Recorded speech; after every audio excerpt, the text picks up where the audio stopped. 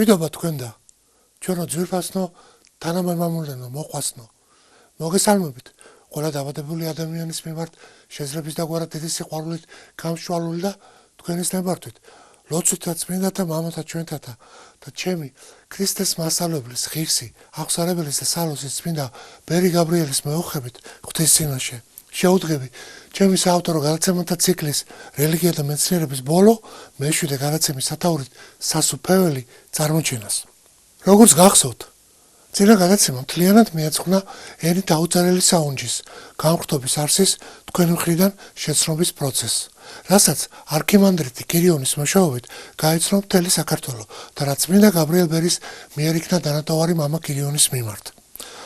არ შეიძლება მოისმინო, შემდეგ კი შეიმეცნო ყველა ის სიბრძნე და განუზღვრელი სიყვარულით შექმაზული ჭეშმარიტების არსი, რომელიც ამ დანატოვარშია ჩაქსოვილი უფლის მხრიდან და არ განიცადო ეს სულიერი აღმაფრენა, მადლიერი სიხარული და აღფრთოვანება, რასაც ეს მოვლენა იწვევს ყველა კეთილ და ღვთისთვის სათნო ადამიანში. მას რაღა უნდა იყოსო იკითხავს მამანი განხრთობაზე უზენაესი და აღმატებული.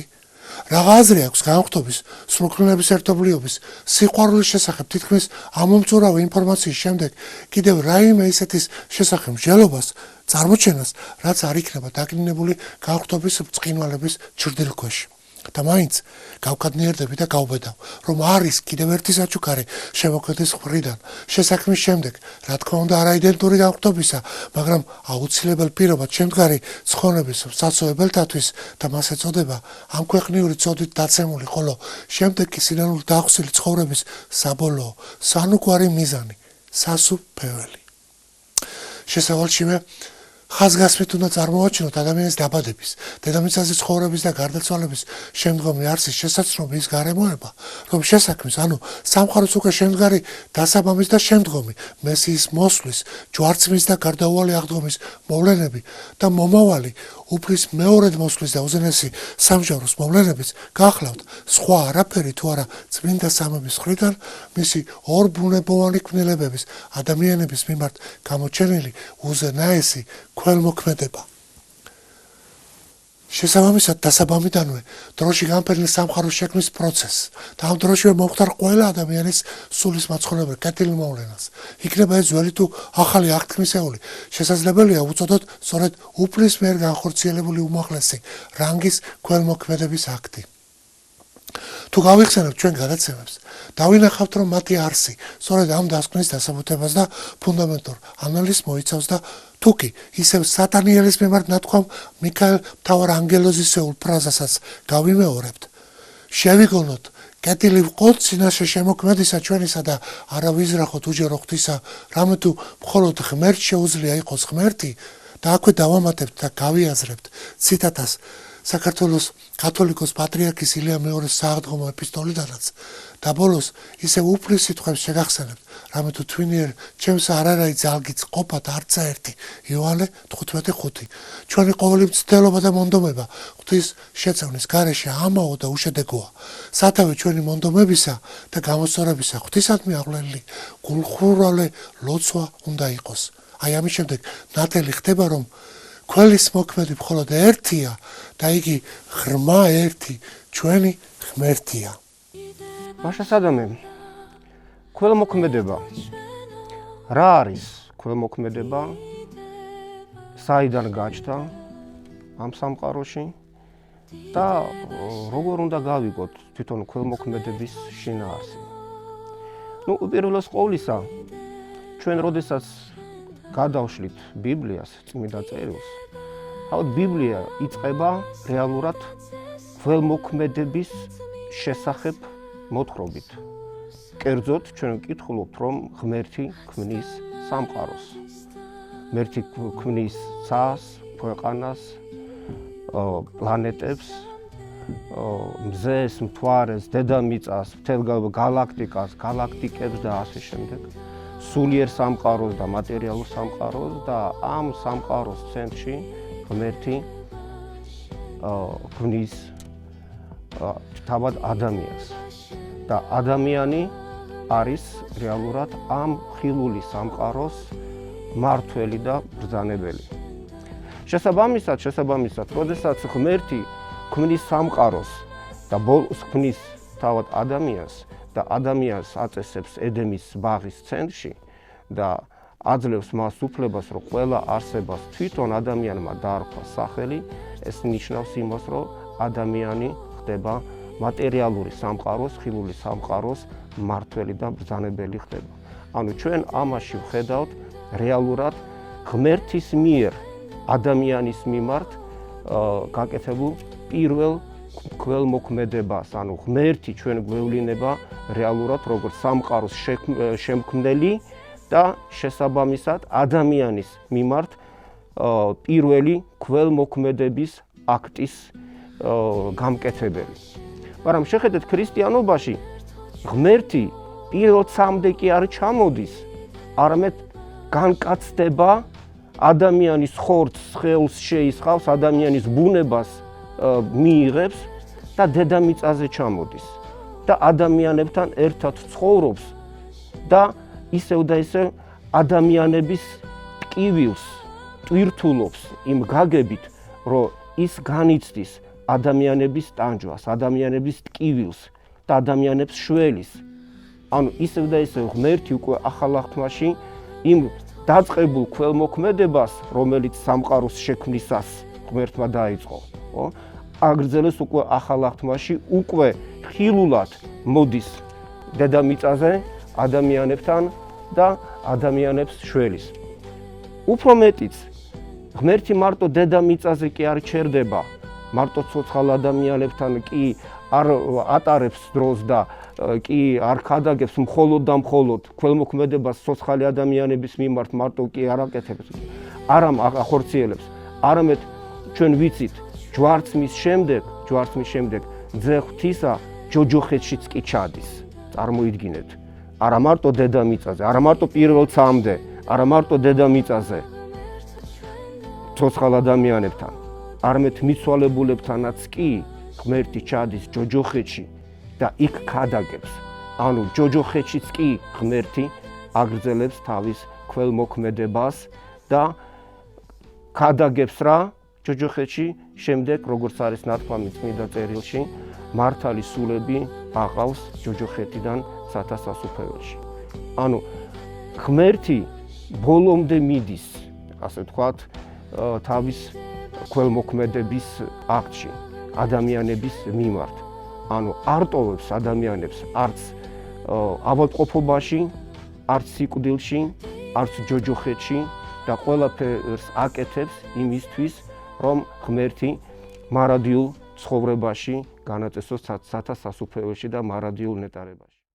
მსგავსი შესავლის შემდეგ დროა დავიწყოთ ჩვენი გადაცემათა ციკლის ბოლო დასკვნითი ეტაპიც და თავიდანვე მე მინდა მოკლედ აღწერო წინა გადაცემის მსგავსად მიმდინარე გადაცემის სტრუქტურა, რაც სამ ნაწილად იქნება წარმოჩენილი. აქამდე მხოლოდ მეოთხე გადაცემა სათაურით მორწმუნე მეცნიერი ღმერთის მეგობარი ცოდვა სიკეთის ნაკლებობა იყო ორნაწილიანი. დანარჩენისგან განსხვავებით და ეს ბოლო გადაცემა, რომელმაც უნდა დააგვირგვინოს შესაქმის არსის დასაბამისეული მიზანი, მადლით გმნულთათვის გაგვტობის და ცხონების სანუკვარი გზა მარადიული ნეტარებისკენ იქნება ყველაზე მოცულობითი, როგორც ხანგრძლივობით, ასევე ნუ დამძრახავთ და ჩემი აზრით კანონიკური საეკლესიო და მეცნიერული მასალის სიუხვითაც. მაშასე, მოდით გადავიდეთ უკვე უშუალოდ საქმეზე და დავიწყოთ ექსპერიმენტით დამტკიცებული საჭირო თეზისების, ხოლო შემდეგ კი მათი შედეგების ბაზაზე სიტყვიდან აღმოცენებული ლოგიკური დასკვნებით შეზავებული ინფორმაციის გაჟღერება. რადგან წინ ჭეშმარიტების ამსახველი კოლოსალური მასალა გველოდება.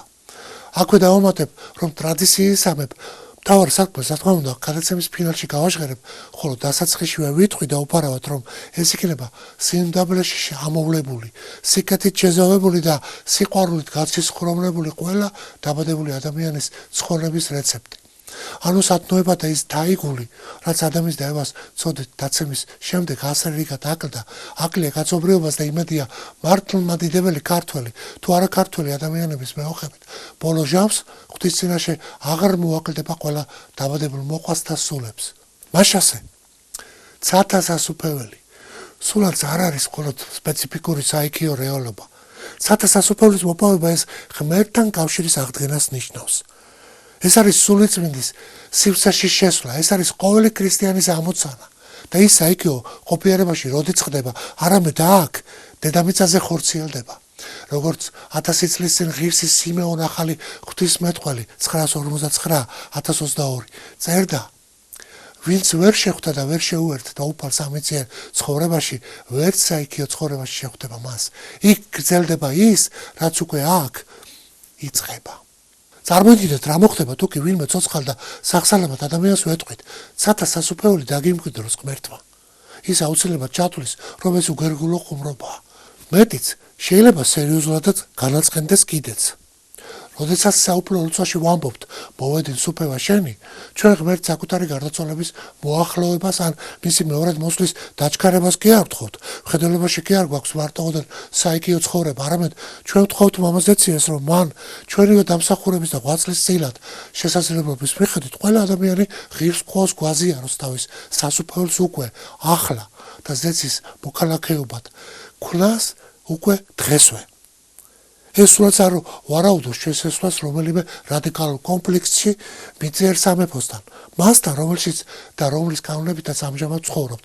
თუ კი ეს მიწიერი სამეფო, ან ჩვენთვის ჩვეული ტერმინოლოგიით თუ ვიტყვით, სახელმწიფო თავისი მოქალაქეებისგან არ ითხოვს ანტიქრისტიანული კანონებით ცხოვრებას, არ ითხოვს სახარებისეული ცნებების დარღვევას, მაშინ ქრისტიანს შეუძლია და გარკვეული თვალსაზრისით ვალდებულიც კი შეისმინოს მისი განკარგულებანი. ქრისტე ბრძანებდა, მიაგეთ კეისარს კეისრისა, ხოლო ღმერთს ღვთისა. მათე 22:21. მთავარია ერთი მეორეში არ აგვერიოს. შესაძლებელია საკუთარ თავში ცათა სასუფეველის აღმოცენება. ოღონდ მხოლოდ უფლის მცნებათა დაცვით, ძალისხმევით, სულიერი ღვაწლით. ამის შესახებ ნათლად გვაფრთხილებდა უფალი იესო ქრისტე. ცათა სასუფეველი ძალით იღება და ძალისხმეველი მიიტაცებენ მას. რამე თუ დღითგანვე იოანე ნათლის მცემლისაით ვიდრე აქამდე სასუფეველი ცათა იიძულების და რომელნი აიძულებდნენ, მათ მიიტაცონ იგი. მათე 11:12. უფალმა კი ორი უმთავრესი მცნება მოგცა ერთდროული, განუყოფელი სიყვარული ღვთისა და მოყვასისადმი და შესაბამისად მათი ცალსაკე აღსრულება შეუძლებელია და პირველი მცნების დარღვევაა. სწორედ ამის გამო ამაოდ როდი განსაჯა რიტორიკული კითხვის ფორმით იოანე ღვთისმეტყველმა შემდეგი. თუ კი ვინმე ამბობს, ღმერთი მიყვარსო, თავისი ძმა კი ზულს წროა. ვინაიდან თუ თავისი ძმა არ უყვარს, რომელსაც ხედავს, როგორ ხარ შეიყვარებს ღმერთს, რომელსაც ვერ ხედავს? 1 იოანე 4:20.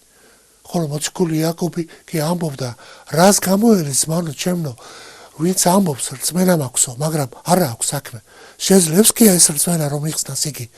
თუ კი ძმან და შიშვალია და ლოქმაბური არ გააჩნია, ხოლო რომელიმე თქვენგანი ეთქვის, მშვიდობით იარე, გათბი და გაძეხი, მაგრამ იმას კი არ მისცემს, რაც ხორცს სჭირდება, რას გამოელის? იაკობი 2:14-16. ნახეთ როგორ უყვართ მათ ერთმანეთი. ასე ამბობდა ქრისტიანებზე წარმართები ეკლესიის არსებობის პირველ საუკუნეებში. და ეს სიტყვები ყოველგვარ არგუმენტზე მეტად არწმუნებდნენ ადამიანებს იმაში, რომ თვითონ ქრისტიანები გაღვთარიყვნენ. წმინდა მოციქულთა საქმეების წიგნმა აღბეჭდა იერუსალიმის პირველ ქრისტიანთა თემის გასაოცარი ერთობა. როდესაც მორწმუნეთა სიმრავლეს ერთი გული და ერთი სული ჰქონდა და არავინ იტყოდა საკუთარ ქონებას თავისად, არამედ ყველაფერი საერთო ჰქონდათ. საქმე 4:32. ეს იყო ღვთის სასუფეველის ხილული გამოვლინება მიწიერ და არა საიქიო ცხოვრებაში. ზუსტად ასევე ამ სასუფეველმა თავი გამოავლინა მრავალი ქრისტიანის ცხოვრებაში, როგორც დიდი ხნის წინ გარდაცვლილებში, ასევე ჩვენს ახლო თანამედროვეებშიც, რომელთა შესახებაც თვითმხილველთა ცნობები შემოგრჩა. მოციქული იოანე ღვთისმეტყველი თავის სიცოცხლის მიწურულს, თავის მოსაფეებს არაფერს ეუბნებოდა ერთი ფრაზის გარდა, რომელიც გამოხატავდა ყოველივეს, რაც კი თვითონ უსწავლია მაცხოვრისგან. ღრმანო იყარებოდეთ ურთიერთას. ეს და ამგვარი მრავალი სხვა მაგალითი გვარწმუნებს, რომ ცათა სასუფეველი შეიძლება ჩვენი ცხოვრების რეალობა გახდეს. არ არსებობს არავითარი მიზეზი გადავწიოთ იგი სადღაც შორს, ჩვენი მიწიერი არსებობის მიწურულამდე. სხვა საქმეა ის, რომ ჩვენ თვითონ ვერ ვართ განწყობილნი იმაზე, რათა შევამჩნიოთ ღვთის სასუფეველის ამონაყარნი დედამიწაზე, როგორც საკუთარ თავში, ასევე იმ ადამიანებშიც, ვინც გვერდითაც ცხოვრობთ და მშრომობთ, მაგრამ აქ საქმე მხოლოდ ჩვენშია. იქნებ იმ ხარეს არ ვიყურებით, ან იქნებ თვალები გვაქვს დახოჭული. საკმარისია განვახილოთ თვალები და ჩვენი მზერა მივაპყროთ უფალს, რაც რა თქმა უნდა იტყოს გაგმედაობას და ძალისხმევას. შეიძლება თვალწინ გადაგვეშალოს გასაოცარი რამ. ჩვენ შეიძლება შევიგნოთ, რომ სათა სასופველი ახლოსაა. ერთი ხელის გაწვდენაზეა. ეს არის სწორედ ის სიხარული და მშვიდობა, რომელიც ღვთის წინაშე ჰქონდათ სამოთხეში პირველ ქმნილ ადამსა და ევას და რომელიც ადამიანისთვის მისასტომია უკვე დღესვე, აქ და ახლა. სათა სასופველი ეს არა მარტო ადგილი, არამედ გარდასხვაფერებული ურთიერთობა ღმერთთან და ღმრთით შემეცნების მდგომარეობაა.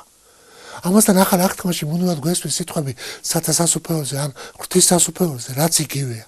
პირველად ის ახსენა იოანე ნათლისმცემელმა, რომელიც ამოცანა იყო ერის მომზადება უფლის შესახვედრად და ამბობდა: მოინანიეთ, ვინაიდან მოახლოვდა სათა სასופველი. მათე 3:2. ამავე სიტყვებით დაიწყო თავისი გადაგება თვით იესო ქრისტემაც. ღვთის სასופველის დადგომას იუწყებოდნენ მოციქულები, რომლებიც ქრისტემ გააგზავნა იერუსალიმში, მთელს იუდეასა და სამარიაში, ქვეყნის კიდემდე.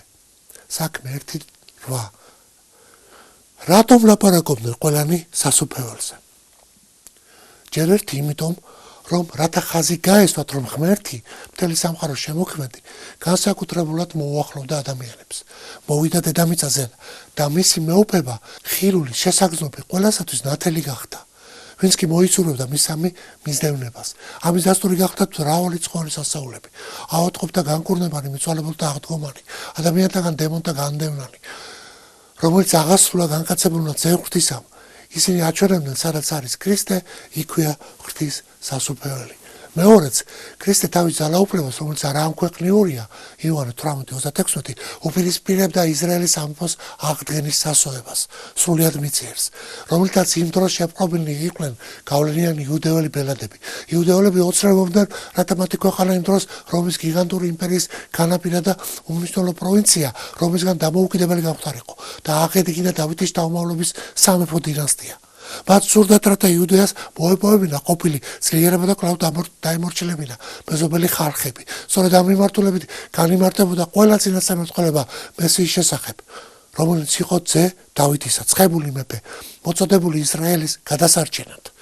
იუდეელები ელოდნენ ტრიუმფატორს, რომელიც დაამარცხებდა მტრეებს და ოკუპანტებს, კვლავ გააერთიანებდა პალესტინას და აღადგენდა ისრაელის მძლავრ და დამოუკიდებელ სახელმწიფოს.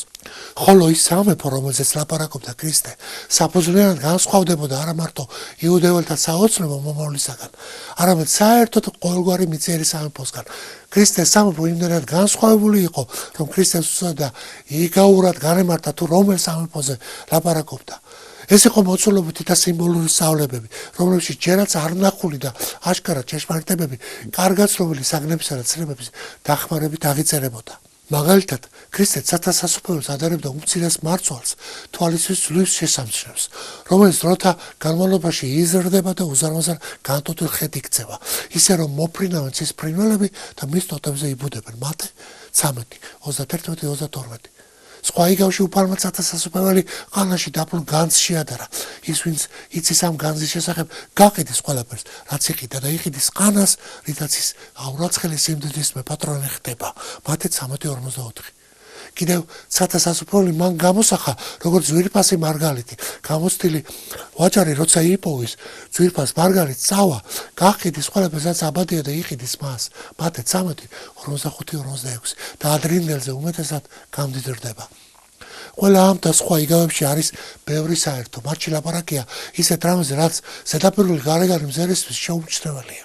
გარეგანი სამყაროსის შეუმჩნევლ სამუშაოზეა საუბარი, რომელიც საიდუმლოდ ტარდება, მაგრამ ირგვლივ ყოველივეს გარდაქმნის. დროთა განმავლობაში ეს ყველასთვის აშკარა ხდება.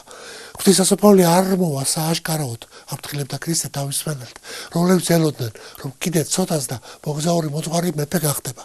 ვერ იტყვიან, აგერ აქ არის, ან კიდევ აგერ იქო, ვინაიდან აჰა, ღვთის სასופველი თვითონ თქვენშია. ლუკა 17:20. ზეციური სასופველი ეს არის ღმერთთან ადამიანის თანაზიარობის მდგომარეობა. ის გულითადი სიხარული, რომელსაც უფალი აძლევს ადამიანს. აირაზე ლაპარაკობდა ქრისტე რამოდენიმე ათწლეულის შემდეგ კი იგივე იქადაგა მოციქულმა პავლემაც. ღვთის სასופველი საჭმელი კი არაა, არამედ სიმართლე, მშვიდობა და სიხარული სული წმიდაში. რომელთა 14:17. რისთვის ვჭამთ და ვსვავთ? წმინდა გაბრიელ ბერი შეეკითხა ერთხელ მის სენაკში შეკრებილთ. იმიტომ რომ ვიცოცხლოთ, იყო პასუხი. მას რა განსხვავებაა ჩვენსა და ძროხას შორის? ისიც სვავს და ჭამს, რათა იცოცხლოს. ჩვენ კი სასუფევლისთვის უნდა ვჭამოთ და ვსვათ. სიტყვას სულიწმიდის შესახებ მოცემულ შემთხვევაში ძალზე მნიშვნელოვანია, რადგან თითქოსა სიმართლე, ანუ მშვიდი თავდაჯერებულობის შეგრძნება, როდესაც ის რომ სამართლიან ცხოვრობ, მშვიდობა, სიხარული, ეს ყველაფერი წმიდად შინაგანი მდგომარეობებია. მაგრამ სწორედ იმაშია საქმე, რომ ისინი ადამიანში თავისთავად კი არ იბადება, არამედ მაშინ, როდესაც მასში თვით წმიდა სამების მესამე იპოსტასი, სულიწმინდა უფალი იმყოფება. ზოგიერთი ამბობს, ღმერთი უსასრულობაა. კი, მაგრამ ყველაფერს ხომ აქვს თავისი საზღვარი. თვითონ ღმერთმა ხომ იცის რა მხელა. ამიტომაც არის ჩვენთვის დაფარული. უსასრულობაზე და თვით სიყვარულზე მეტია იგი. უფალს 7 თვალი აქვს და თითო თვალი 1000-ჯერ აღემატება მზეს. უფალს მრავალნაირად მიმართავენ. მამა ხომ ღმერთის სახელია.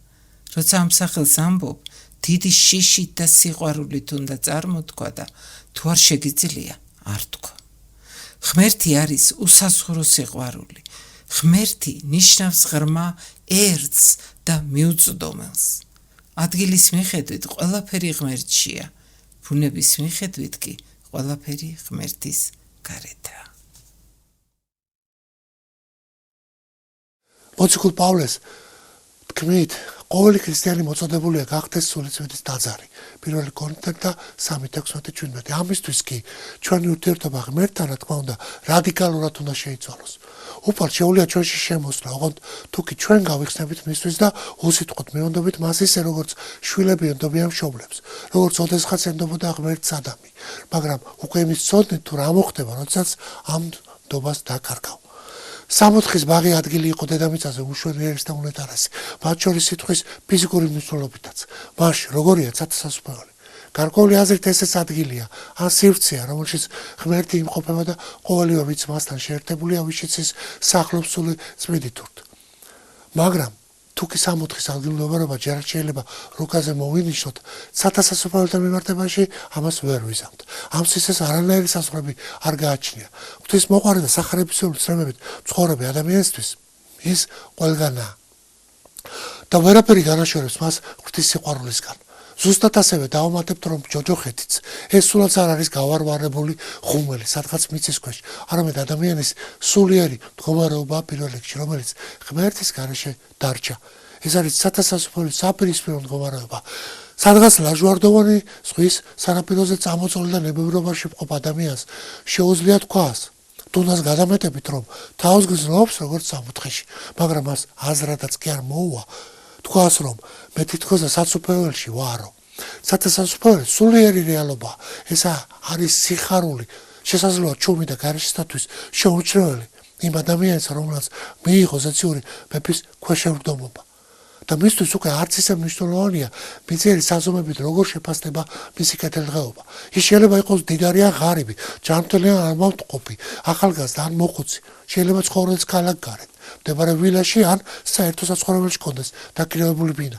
ვერაფერი მიწიერი ვერ წაართვევს მას იმ სიხაროს და ვერც ვერაფერი შეემატება მას. ღვთის სასუფლებელი ეს არ არის კომფორტი და მიწიერი სიამოვნებარი, არამედ სიმართლე, მშვიდობა და სიხარული სულიწმიდაში. რა საიდუმლო აღასრულა იონე ნათლისმცემელმა და ვინ იყო იგი? იონე ნათლისმცემლის შესახებ ბევრი დაწერილია და ბევრმაც ისიც წარმოუდგენელია, მართლმადიდებელმა მის შესახებ არაფერი იცოდეს, მაგრამ მოდით ცოტა მაინც ვიმოგზავროთ ისტორიაში. წინასწარმეტყველებს ძველი აღთქმის პერიოდში გარდა წინასწარმეტყველებებისა, ჰქონდათ ერთი უმნიშვნელოვანესი ფუნქცია. როდესაც დადგებოდა ჟამი უმეფობისა, წინასწარმეტყველი ასახელებდა თუ ვინ უნდა ყოფილიყო მეფე და მას თავზე ზეთს ასხამდა. ასე მოგვითხრობენ მათ შესახებაც, თუმცა იუდეველთა ისტორიაში იყო დიდი პერიოდი, როდესაც არ ყავდათ მეფე და არ ყავდათ იმიტომ, რომ აღარ იყო წინასწარმეტყველი. ქრისტეს შობამდე 586 წელს ბაბილონელებმა დაანგრიეს სოლომონის ტაძარი და ამ პერიოდიდან იწყება ბაბილონის ტყვეობა. ტყვეობიდან დაბრუნებული იუდეველებს უკვე აღარ ყავდათ წინასწარმეტყველი, რომელიც მეფეს დაასახელებდა. ტაძარი დაანგრეულია და დაკარგულია ტაძრის უმთავრესი სიწმინდე, აღთქმის კიდობანი. წარმართობა ფეხს იკიდებს და ძლიერდება. მსხვერპლ შეცვლილები იმდენად ხშირი გახდა, რომ კედრონის ველიდან მუდმივად კვამლი ამოდის. არქეოლოგიური გათხრების შედეგად სწორედ ამ ადგილებიდან ამოღებულია უამრავი ძვალი, რომელიც წარმართული დიდვარების დროს შეცვლილი მსხვერპლისაა. სიტუაცია ქაოსურია და ტერიტორია რომაელების მიერ კონტროლირებული. იუდეველების ერთადერთი ხსნაკი მეფეა, მაგრამ წინასწარმეტყველი კვლავ არ ჩანს და აი გამოჩნდა იოანე ნათლისმცემელიც. იოანემს მსგავსად ელია წინასწარმეტყველისაც ცხოვრობდა უდაბნოში, ქადაგებდა და ამხელდა, მაგრამ ის ქადაგებდა უმთავრეს უფალი ჩვენი იესო ქრისტეს მობრძანებას. სწორედ ამ დროს ახსნოდა ის უდიდესი საიდუმლო. ახალმა წინასწარმეტყველმა არაძველებურად ზეთის დასხმით, არამედ უკვე ახალი წესით, წყლითა და დაწლისღებით უჩვენა იუდეველებს ახალი მეფე. მაგრამ არა მეფე ბიძიერი ამ ქვეყნიური სამეფოსი, არამედ მეფე ზეციური. ასე ახსნოდა ახალი აღთქმის საიდუმლო. ქვეყნიერებას მოუვლინა წინასწარმეტყველისა და მეფეც, მაგრამ სრულიად ახალი სამყაროსი, სიცოცხლის, სიყვარულისა და ცხონების სამეფოსი. მაგრამ კაცობრიობის უდიდესმა ნაწილმა ვერ შეიცნო ეს გაცხადებული საიდუმლო. განკაცებული ღმერთი და სწორედ ამ ადამიანის დროიდან მოყოლებული წყლით წარმოით გაგზელებული და ჯვარცმა აღდგომით დაგვირგვინებული ეპოქის ბოლო წუთებს ითვლის ჩვენი სამყარო. რადონის ამოუწურავი შეუფასებელი წყალობა და ბედნიერებაა მონიჭებული შემოქმედისგან იმ ადამიანებისთვის, ვისაც გვიყვარს ქრისტე, გვიყვარს მოყვასი, მართლმადიდებელი ერი და ყველა დაბადებული ადამიანი. ენით აღწერა ამ პერიპეტიების მსგავსი მისტერიისა შეუძლებელია. განუზომლად დიდი და შეუფასებელია უფლისქველ მოქმედება, წყალობა და ერთგზის თავგაწირვა მისი ქმნილებებისადმი. სანამ გარკვეულ ისტორიულ შემეცნიერულ მოვლენებსა თუ ფაქტებს შევეხები, რის დროც უკვე მოვიდა ზემოთქმული თეზისებიდან გამომდინარე, ეს გადასვლა სამეცნიერო ფორმატზე ცნობილი მეცნიერის ფლავარიონ კამილის ციტატით მინდა შევამკო და იქვე მოვიშველიო ტრადიციულად წმინდა ბერი გაბრიელიც. მაშასე ფლავარიონ კამილი სამყაროს ასტრონომიული ორგანიზაციის მათემატიკური წესრიგი, მოწესრიგება გონების ნაყოფია. ეჭვს გარეშეა, რომ ეს გონება გაცილებით აღემატება გონებას ასტრონომებისა, რომელთაც სოფლიოს მართველი კანონები აღმოაჩინეს. მთავარი მიზეზო ყოველგვარი ჰარმონიისა და მშვენიერებისაო. ვინ და რა უნდა იყოს შენ, როცა შენი საქმენი ასეთი დიდებულია და რა უნდა უწოდოთ მათ, ვის შენ უარყოფს, ვინ შენზე არ ფიქრობს, ვისაც არასოდეს უგზნია შენი არსებობა. სამყაროს მამაო, სიყვარულით ვიხრი ქეთს შენს ჯინაში. თქვენ სცენაში წარმოჩენილ წმინდა გაბრიელ ბერის ხელნაწერში კი ვკითხულობთ. მარტო ეს არის საკმაო, რომ შეიტყოთ, რაც ოფლი და ბრმანი არიან ისინი, ვისაც ღმერთი და მისი რჯული არ სამს. იმას რა გაკეთილი სიტყვა და საქმე შეუძლიან ქვეყანაზე. აღარც ადამიანად ითვლება. იქნებ დაგვაფიქროს ერი და ბერი ამ სიტყვებმა. სათასასწრაფოების კანონები და ზეციური პოლიტიკა თუ არ გახდა მიწიერი პოლიტიკის წარმმართველი მთავარი იდეოლოგიური საფუძველი, ორიენტირი, როგორი ხელისუფლებაც არ უნდა აირჩიოს ხალხმა და რა რეფორმებიც არ უნდა ატაროს წინ და უკან, საბოლოო ჯამში არსებითად უნაყოფო და ფუჭი იქნება მაინც ყველა შრომა. ხანდახან გვესმის ასეთი სიტყვები, ჩვენ არ გვინდა თეოკრატია. ამას ვინც ლაპარაკობს, ამას ვინც ამბობს, ისიც არ იცის და რა არის თეოკრატია. თეოკრატია ეს არის ღვთისძალა, ღვთისძალის მმართველობა. ეს იყო წინასწარმეტყველების დროს, როცა უფალი თვითონ გარდახვდა და ეუბნებოდა წინასწარმეტყველებს, რომ გადაეცით ერს, გააკეთოს ეს და ეს. არის თეოკრატია, ღვთისმმართველობა და არის კლერიკალური მმართველობა. იმ ადამიანებმა, რომელთაც ვერ გაურჩევიათ თეოკრატია და კლერიკალიზმი, როგორ უნდა ილაპარაკონ საქართველოს მომავალზე, მომავალ ცხოვრებაზე. ეს არის ციტატა საქართველოს კათოლიკოს პატრიარქის ილია მეორეს სიტყვიდან. 15 წლის წინ, როდესაც ამ გადაცემების ხორცშესმა გადავწყვიტა, ვერც კი წარმოვიდგენდი, რომ ბოლო გადაცემის რეალიზებამდე 15 წელი გავიდოდა. 7 გადაცემა შეიქმნა გამორჩეული სათაურებით და თითოეულ საშუალოდ 2-დან 3 წლამდე დრო დასჭირდა, მაგრამ აქ ნიშანდობლივია ეს გარემოება, რომ ამ გადაცემების სათაურების მოფიქრებას დრო და ჟამი არ დასჭირებია. ისინი ფურცელზე აისახა გადაცემების სურვილთან ერთად. თითქმის ღირსიერად და ამ პროცესს წინუძღოდა ერთი მოკვდავი ცოდვილის, თქვენი მონამორჩილის უბადროგი ცხოვრებისეული გამოცდილება. მაგრამ ამავდროულად მოკლედ რომ თქვა, ჩემი მხრიდან სამყაროს არსის და შემდეგ უკვე ჭეშმარიტების შეცნობის დაუოკებელი სურვილი. მე ხშირად მომყავს ეს სახარებისეული პასაჟი ჩემს გადაცემებში და კიდევ გავიმეორებ. რა არის ჭეშმარიტება? კითხა პილატეს წინაშე მდგარ მაცხოვარს პილატემ, მაგრამ არ დაელოდა პასუხს მისგან და გავიდა იუდეველებთან. მე ვერ დავიჯერებ, რომ ნებისმიერ ჩვენგანი ერთხელაც არ დაფიქრებულ ამ კითხვის დაობაზე. არ გასჩენია სურვილი გამოეძია, თუ საიდან მოვდივართ, ვინ ვართ, რა მიზნით გვეცლება სიცოცხლე და სად მივდივართ საბოლოოდ. მახსოვს მე-9 კლასის მოსწავლე ვიყავი, როდესაც ფილოსოფიის, კერძოდ მეცნიერული კომუნიზმის და ათეიზმის კათედრის გამგებ პროფესორმა მამაჩემმა თითქმის გადაწყვეტილად მითხრა, რომ ფილოსოფიის ფაკულტეტზე ხომ აბარებ ჩემთანო. როგორ ფიქრობთ, რას უპასუხებდი? არამეთქი. ადრე კი იყო ერთად ფილოსოფია და ფიზიკა, მაგრამ ეხლა ფილოსოფოსები ლაყაფისტები ბრძანდებით და მე კი სამყაროს არსის შეცდომა მინდა და ფიზიკას ვირჩევთქო. მამაჩემის გაოცებული სახე ეხლაც თვალწინ მიდგას.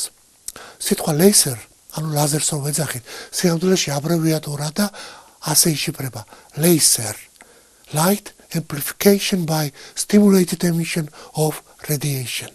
რაც ქართულად ნიშნავს დაახლოებით შემდეგს.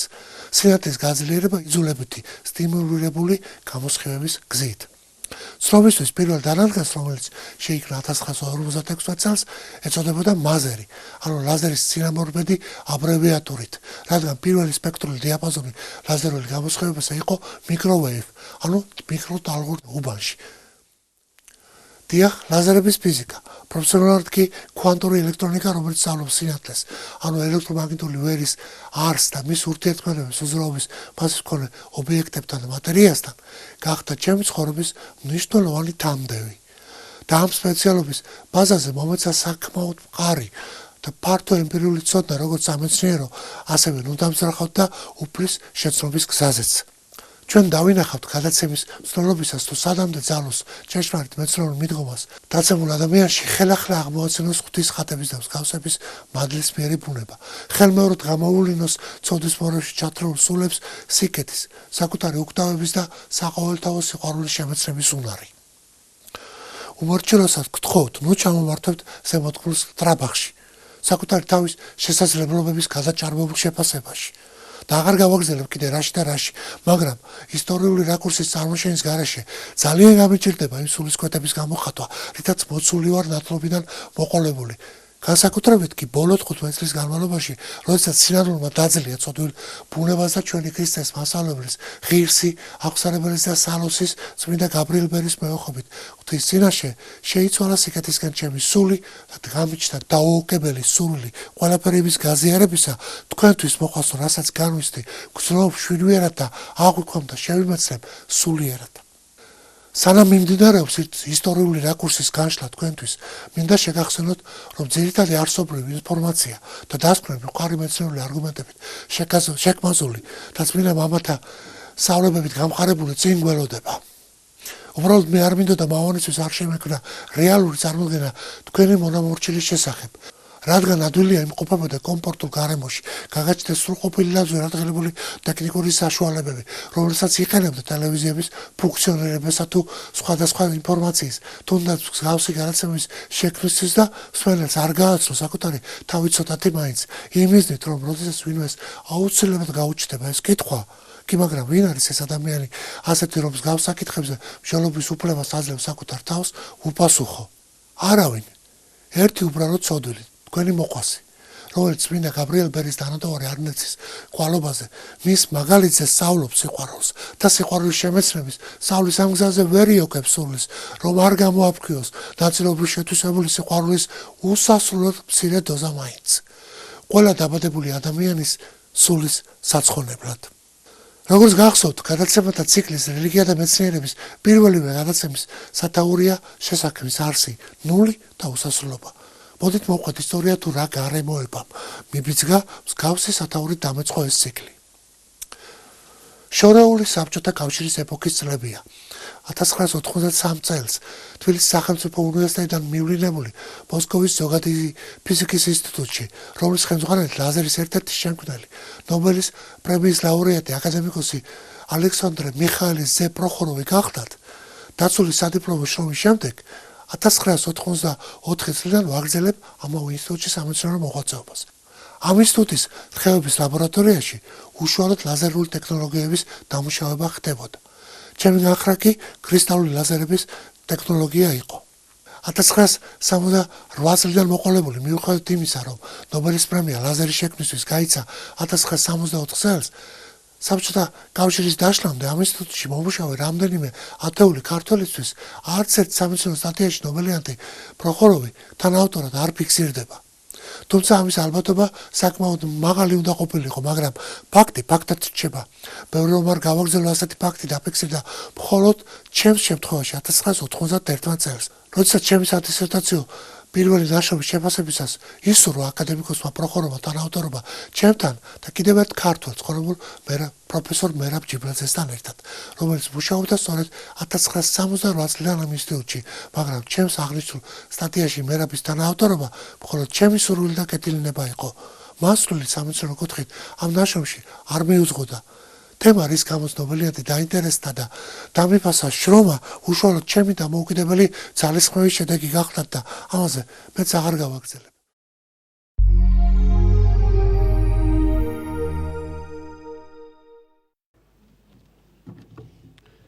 Dr. Towns, Dr. Prokhorov, Dr. Basov,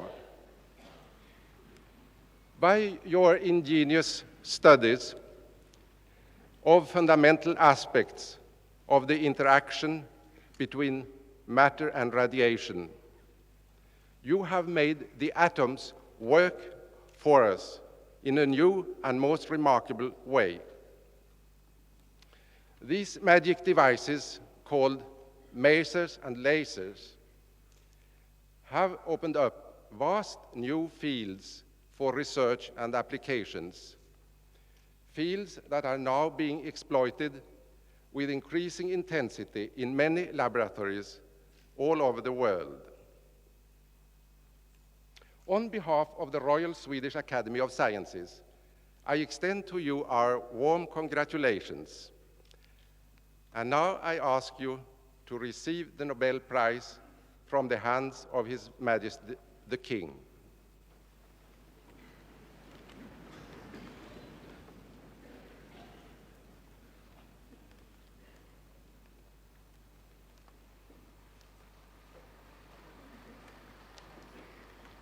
Delighted to hand you this Nobel Prize and have my very best congratulations and hope for very good success in the future with your study.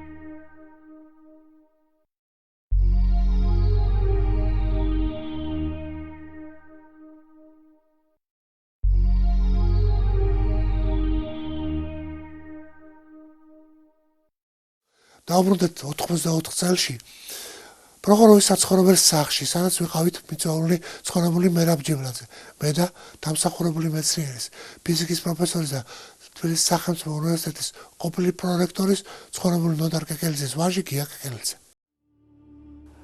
როგორც ჩვენ მოვისმინეთ, შესანიშნავი მაგალითები იყო მოყვანილი იმის თაობაზე, რომ მეცნიერება და რელიგია ურთიერთდაპირისპირებული კი არ არის, პირიქით ავსებენ ერთმანეთს და ერთ ჭეშმარიტებისაგან მიმავალ გზას ემსახურებიან. სანამ სოფასთან მეგვიწევდნენ, მერაბი და პროხოროვი განცალკევებით თაღზე ჩამოждდით საუბრობდნენ და ჩვენ მე და გია საუბრებში მოკალათებულნი ყურადღებით უსვამდით მათ საუბარს. პროხოროვი დაინტერესდა რა საქმიანობდა მერაბი უნივერსიტეტის კვანტური ელექტრონიკის ლაბორატორიაში და როგორი შედეგები ჰქონდა. უნდა აღინიშნოს, რომ მაშინდელი სამეცნიერო მატერიალური ტექნიკური ბაზის და ინტელექტუალური პოტენციალის შეფასება დღევანდელი გადმოსახედიდან ფასდაუდებრად გამოუყურება. ის რაც ჩაიდინა 2003 წელს მოსულმა ხელისუფლებამ სოროსის ფონდთან ერთად სამეცნიერო სასწავლო სექტორის ეგრეთ შეუძლებელი ჩარეცხვის მეთოდებით შეიძლება შეფასდეს როგორც ერის ინტელექტუალური გენოციდი და მათ ვინც ეს ჩაიდინა პასუხისმგებლობა აკისრიათ ერისა და ბერის წინაშე. მოიშალა სამეცნიერო სასწავლო ლაბორატორიები, ფუნდამენტური მეცნიერების დარგები, საალგე ფაკულტეტებად არსებული დარგები, როგორებიცაა ფიზიკა, ქიმია და ბიოლოგია გაერთიანდა ერთ საბუნებისმეტყველო ფაკულტეტად და გამოიფითა დაკნინდა სამეცნიერო სასწავლო პროცესები იმ დონემდე, რომ ბოლო წლის განმავლობაში ერთი მეტნაკლებად ცნობილი ფუნდამენტური დარგის სპეციალისტიც კი არ ჩამოყალიბებულა. აქ სანამ მერაბის და პროხოროვის საუბრის ფინალს გავაჟღერებ, რაც ჩვენი პირველი განათლების სათაურთან და კავშირში, მინ მთლიანად მოვიყვან მერაბ ჯიბლაძის ინტერვიუს ქალბატონ ნინო დაუშვილთან იმის თაობაზე, თუ რა დღეშია დღევანდელი განათლების სისტემა და ვინ და რატომ გამოიწვია ეს მდგომარეობა მსოფლიო პოლიტიკის გადმოსახედიდან. მერაბ ჯიბლაძე, ფიზიკის დარგში 300-მდე სამეცნიერო ნაშრომის ავტორი, 22 გამოგონების პატენტის მფლობელი, პეტრე მელიქიშვილის სახელობის სახელმწიფო პრემიის ლაურეატი, ამერიკის ფიზიკის სამეცნიერო საზოგადოების წევრი. რა საჭიროა განათლება, როცა ცოდნა თავში აქვთ? მერაბ ჯიბლაძეს წლების წინ ხალხი ასამართლებს ხელისუფლებას აფრასიძეების საქმე პროცესზე შევხვდი. სავარაუდოდ 2012 წელი იყო. პროცესის დაწყებამდე მერაბმა შემომჩივლა. ყველაფერთან ერთად ეს რა უბედურება დაგუმართა ამ სააკაშვილმა. რად გვაქცია? ვინ ვართ ახლა ჩვენ? მრავალსაუკუნოვანი მდიდარი ტრადიციების მქონე ერი თუ განვითარებადი ქვეყნის უბადრუქი წარმომადგენლებიო.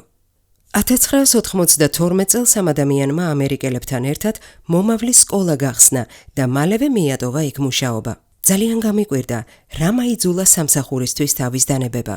მერაბმა მიამბო, მოვლინებულ ამერიკელ მასწავლებლებს ვთხოვე, რომ ინგლისური ენის პროგრამაში, რომელიც მხოლოდ ბიბლიური მოთხრობებით იყო შედგენილი, საერო საბავშვო ლექსებიც და მოთხრობებიც შეეტანათ. მაგალითისთვის მარკ ტვენის მოთხრობები მოვიტანე. მარკ ტვენი, ჩვენ ასეთ მწერელს არ ვიცნობთ, მიპასუხა დამწყები კლასის მასწავლებელმა. არც ტომ სოიერი და ჰეკლბერი ფინი გაგიგონიათ? ვკითხე გაოცებულმა. არა, არც ამ მწერლებს ვიცნობთ, მიპასუხა დინჯად. ერთ წელში სკოლა მივატოვე, რადგან ჩემი კოლეგები ბაპტისტები აღმოჩნდნენ და ფაქტობრივად თავიანთი მრევლის გამოზრდის სურვილი ამოძრავებდათ. ის რომ ასეთი მდარე ხარისხის უცხოელი სპეციალისტებით გაივსო ქვეყანა, სულაც არ არის გასაკვირი. კარგი სპეციალისტები მათ იქ თავიანთ ქვეყანაში სჭირდებათ. განათლების რეფორმის ჩატარება აუცილებელია, მაგრამ ეს რეფორმა განათლებულმა და ჭკვიანმა ადამიანმა უნდა ჩაატაროს და თანაც საკუთარი ჭკუითა და გამოცდილებით და არა გადამთიელთა სულელური კარნახით. ჯერჯერობით მათ მიერ წარმოდგენილ კანონებს თუ გადავხედავთ, ჩვენს რეფორმატორებს ჭკუად მყოფელობის არაფერი ეტყობათ. ბლეს პასკალის სიტყვებია: საკმარისია საფრანგეთის სამასმა ინტელექტუალმა დატოვოს, რომ ის იდიოტების ქვეყანად გადაიქცესო. ძალიან მაინტერესებს, რამდენმა ინტელექტუალმა დატოვა საქართველო. ანუ კიდევ რამდენი დაგვრჩა? როდის იქცევა საქართველო იდიოტების ქვეყნად? იცით რა უთხრა 1992 წელს ამერიკის საელჩოს ატაშემ ხაჩისინომ მერაბ ჯიბლაძეს? თქვენ განვითარებადი ქვეყანა ხართ და სახელმწიფო მხოლოდ დაწყებითი განათლება უნდა დააფინანსოსო.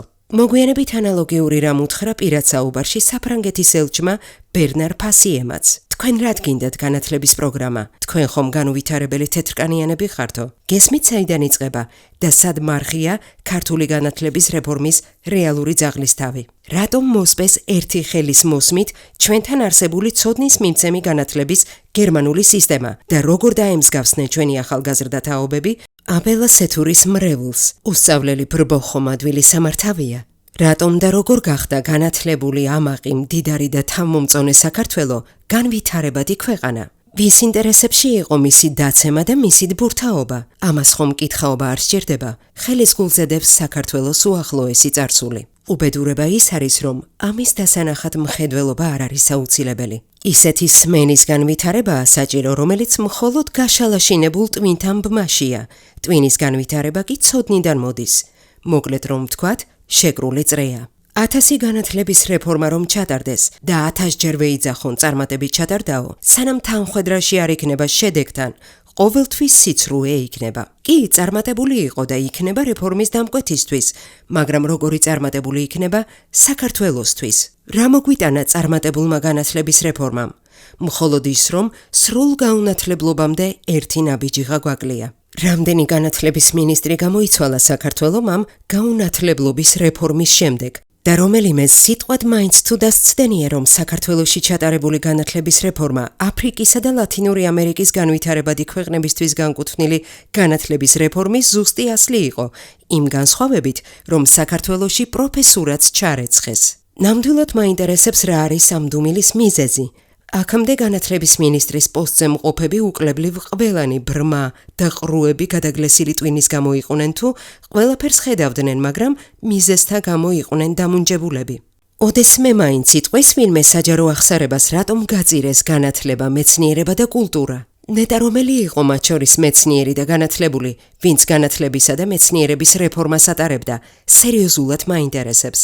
რატომ წაართვეს ახალგაზრდებს უმაღლესი განათლების უფლება? როგორ განსაზღვრა ბედი იმ კანონებმა, რომლებიც სხვადასხვა დროს საქართველოს პარლამენტმა მსოფლიო ბანკისა და სხვადასხვა უცხოური ორგანიზაციის ზეწოლით მიიღო? აი როგორ მოქმედებენ ნეოლიბერალები. დავთესავთ ქაოსს და შეუმჩნევლად გავუყალბებთ მათ ფასეულობებს. დაიძულებულს გავხდით ირწმუნონ ისინი. ამისთვის მოვძებნით თანამოაზრეებს, მოკავშირეებსა და დამხმარეებს. ერთმანეთის მიყოლებით გათამაშდება უდიდესი უბედურება დედამიწის ყველაზე დაუმორჩილებელი ხალხის თვით შეგნების საბოლოო და შეუქცევადი გაქრობისა. ლიტერატურიდან, ხელოვნებიდან ჩვენ ამოვშანთავთ მათ ყოფით რაობას. განვაცალკევებთ მხატვრებს. გავუქრობთ სახვითი ხელოვნების დაკავების სურვილს და იმ არსის ძიებისასაც, რასაც ხალხთა მასების სული სიღრმეში აქვს ადგილი. წერლობა, თეატრი, კინო, გამოცემები, ყველაფერი უნდა გამოსახავდეს და ქებას ასხამდეს ადამიანის ყველაზე დაცემულ გრძნობებს. ჩვენ ყველანაირად მხარს დავუჭერთ და წინ წამოვწევთ ისეთ ხელოვან ადამიანებს, რომლებიც ადამიანთა ცნობიერებაში დაამკვიდრებენ და თხენიადაგ ჩაშიჩინებენ სექსის, ძალადობის, ღალატის კულტს, ერთი სიტყვით ყველანაირ უზნეობას. სახელმწიფოს მმართველობაში შევქმნით ქაოსსა და გაუგებრობას. შეუმჩნევლად, მაგრამ გამძაფრებულად და მუდმივად შევუწყობთ ხელს მოხელეთა და მექრთამეთა თვით ნებობას, უზნეობას. თავხედობა და საქმის გაჭიანურება აყვანილი იქნება სათნოების სიმაღლეზე. პატიოსნება და წესიერება წარსულის გადმონაშთად გადაიქცევა, გამასხარავდება და აღარავის დასჭირდება. უზრდელობა და თავხედობა, ცილისამება და ტყუილი, ლოთობა და ნარკომანია, ერთმანეთის ცხოველური შიში და ურცხვობა, გამცემლობა და გაუტანლობა ერთა შორის, აღმსარებლობათა შორის და თაობათა შორის მტრობა. ყოველივე ამას ისე ოსტატურად და შეუმჩნევლად დავნერგავთ, ეს ყველაფერი აყვავდება. მხოლოდ ცოტაოდენი ძლიერი მცირენი თუ მიხვდებიან და გაიგებენ იმას, რაც ხდება, მაგრამ მათ უმწეო მდგომარეობაში ჩავაგდებთ. ხალხის სამასხარაოდ გავხდით. გამოვძებნით ხერხს, რათა მათ ცილი დასწამონ და გამოაცხადონ საზოგადოების ნაძირლებად. ჩვენ ვიბრძოლებთ ადამიანთა გარყვნისთვის ბავშვობისა და ჭაბუკობის ასაკიდან. ყოველთვის გავაკეთებთ არჩევანს ახალგაზრდებზე, რათა მოვთაფლოთ და გავხრწნათ ისინი. ახალგაზრდებისგან შევქმნით ზნედაცემულ, სულიერებისგან დაცლილ ჯაშუშებსა და მოღალატეებს. ალენ დალესი. რაიმე სხვა შედეგის კონტურებს ვხედავთ? ჯერჯერობით ხმა არ საიდან ისმის. განათლების რეფორმაზე არავინ არაფერს ამბობს. მხოლოდ იმედი გვაქვს, მაგრამ ყოველი დაკარგული დღე რომ ძვირფასია? თქვათ, დღის წესრიგში დადგა ნამდვილი განათლების რეფორმის გატარება. რა ეტაპი გაიარა გაუნათლებლობის რეფორმამ? ეს თუ არ გაიაზრა ახალმა გამტარებელმა, ყველაფერი წყლის ნახვა და ამაო ფაფხური იქნება. 1992 წლიდან დაიწყო განათლების სისტემაზე შეტევა. ის გამიზნულად ჩააგდეს სიღატაკეში, მრავალჯერადი სეკვესტრებით.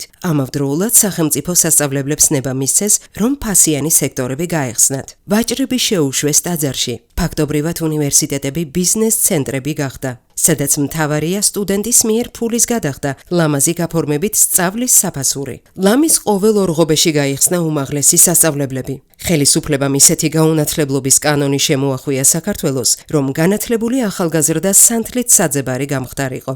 ერთმანეთის მიყოლებით წაუჭირეს ყელში ნიჭიერ სტუდენტებსა და მათ პროფესორ მასწავლებლებს. შემდეგ კი მეცნიერებას მისდგნენ. უნივერსიტეტების სამეცნიერო სექტორი გააუქმეს. გაუქმდა ყველა სამეცნიერო ლაბორატორია, კათედრა, დაიწყო სამეცნიერო ინტელიგენციის ფართომასშტაბიანი გენოციდი. რა თქმა უნდა, განვითარებადი ქვეყნის სტატუსი ხომ უნდა გაგვემართლებინა. ჩვენს ნიჭიერ ახალგაზრდობას იზღა დარჩა, რომ სამეცნიერო მუშაობისთვის უცხოეთში გადახვეწილიყო ოჯახის დაბეგვრის ხარჯზე. ასე დავკარგეთ ის ნიჭიერი თაობები, რომლებიც ახლა წარმატებულები არიან იმ უცხოეთში, სადაც სწავლა აიძულეს.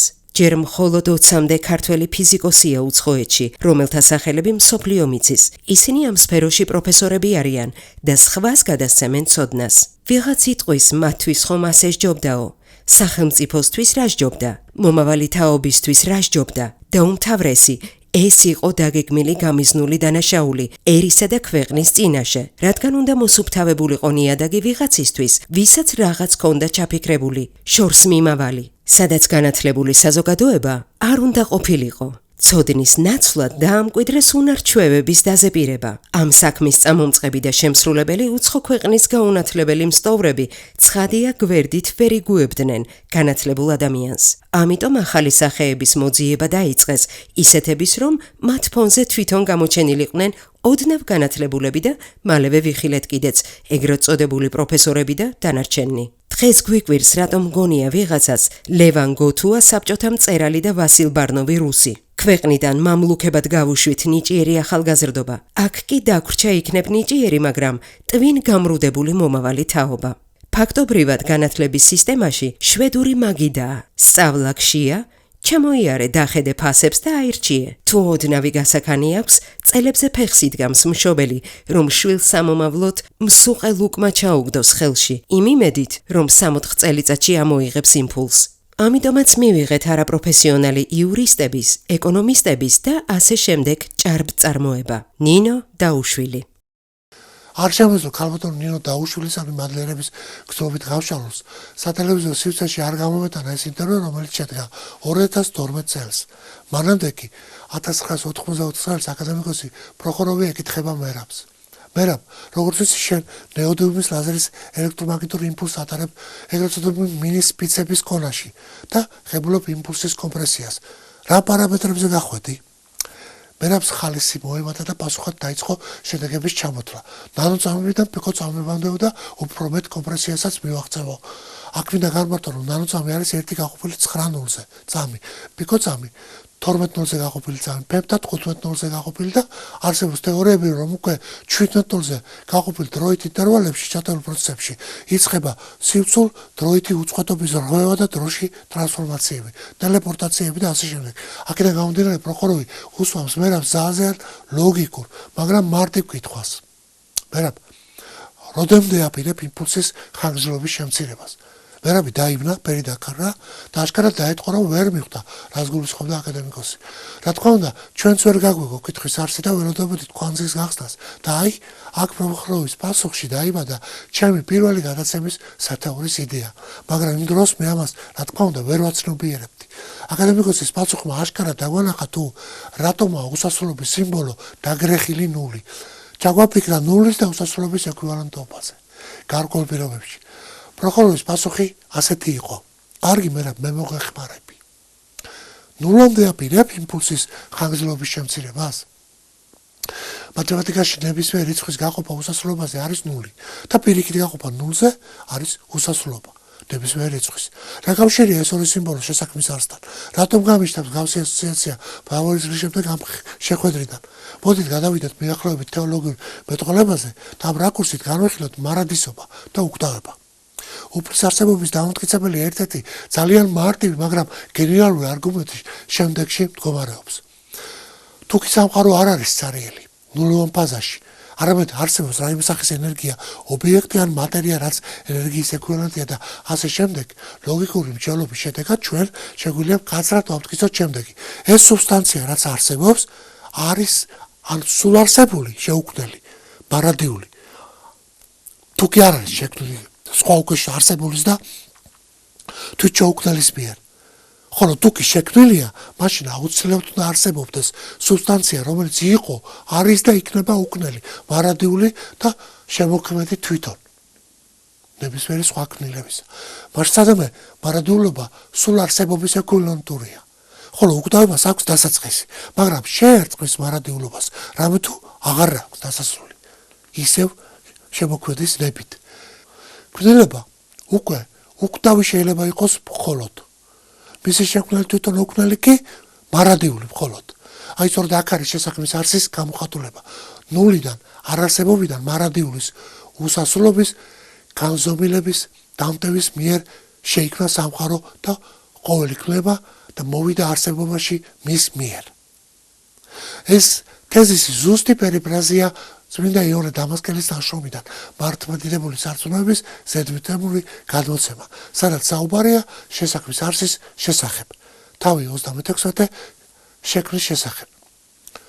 რადგან კეთილმა და ზეკეთილმა ღმერთმა არ იკმარა თავისი ჩვრეტა, არამედ სიკეთის სიჭარბის გამო ისათროა მან ინგვართა შექმნა, რომლებიც მიმღებნი იქნებოდნენ მისი ქველმოქმედებისა და წილმქონელი მისი სიკეთისა. არ არსებობებთან არსებობაში შემოიყვანა და შექმნა ყოვლიერება, ხილულის და უხილავიც, აგრეთვე ხილულისა და უხილავისგან შემდგარი ადამიანი. ხოლო ქმნის იგი მოიაზრებს რა და მოაზრებული საქმეთ არსდება, სიტყვით აღსრულებული და სულით განსრულებული. რამას ხეცურიანი. ტვინს გააჩნია ისეთი შესაძლებლობები, რაც ევოლუციის შედეგი არ უნდა იყოს.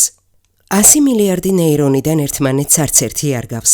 ისინი ერთმანეთთან კავშირებს დამოუკიდებლად ამყარებენ, ინფორმაციებს ცვლიან და თითქოს ელაპარაკებიან კიდეც ერთმანეთს. გვჯერა, რომ ნებისმიერ გადაწყვეტილებას თავად ვიღებთ. სინამდვილეში მოქმედების გადაწყვეტილებას ტვინი იღებს 0.3 წამით ადრე, ვიდრე ამის შესახებ ჩვენს ცნობიერ სატყობინებს. შეუძლებელია სწავლობდე ტვინის მუშაობას და არ ირწმუნოს სამყაროს უზენაესი არქიტექტორის არსებობა. ამ სიტყვებით დაიწყო ჩვენთან საუბარი სამედიცინო უნივერსიტეტის ყოფილმა რექტორმა, მედიცინის მეცნიერებათა დოქტორმა, ნორმალური ანატომიის დეპარტამენტის ხელმძღვანელმა პროფესორმა რამას ხეცურიანმა. უხსოვარი დროიდან მიაჩნდეთ, რომ ტვინი იყო სისხლის გამაგრილებელი ორგანო. შემდეგ ანატომიის მამამთავარმა ჰეროფილემ განაცხადა, სისხლის გაგრილებასთან ერთად ტვინი მოძრაობის კოორდინაციაშიც გვეხმარებაო.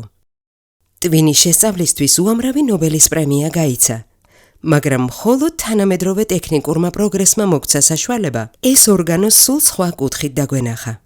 მეცნიერები დღითიდღე რწმუნდებიან, რომ ტვინი ადამიანის ორგანიზმში თავად განაგებს ყველაფერს და 0.3 წამით ადრე ღებულობს გადაწყვეტილებას, ვიდრე ამ გადაწყვეტილების შესახებ ჩვენ გავიფიქრებთ.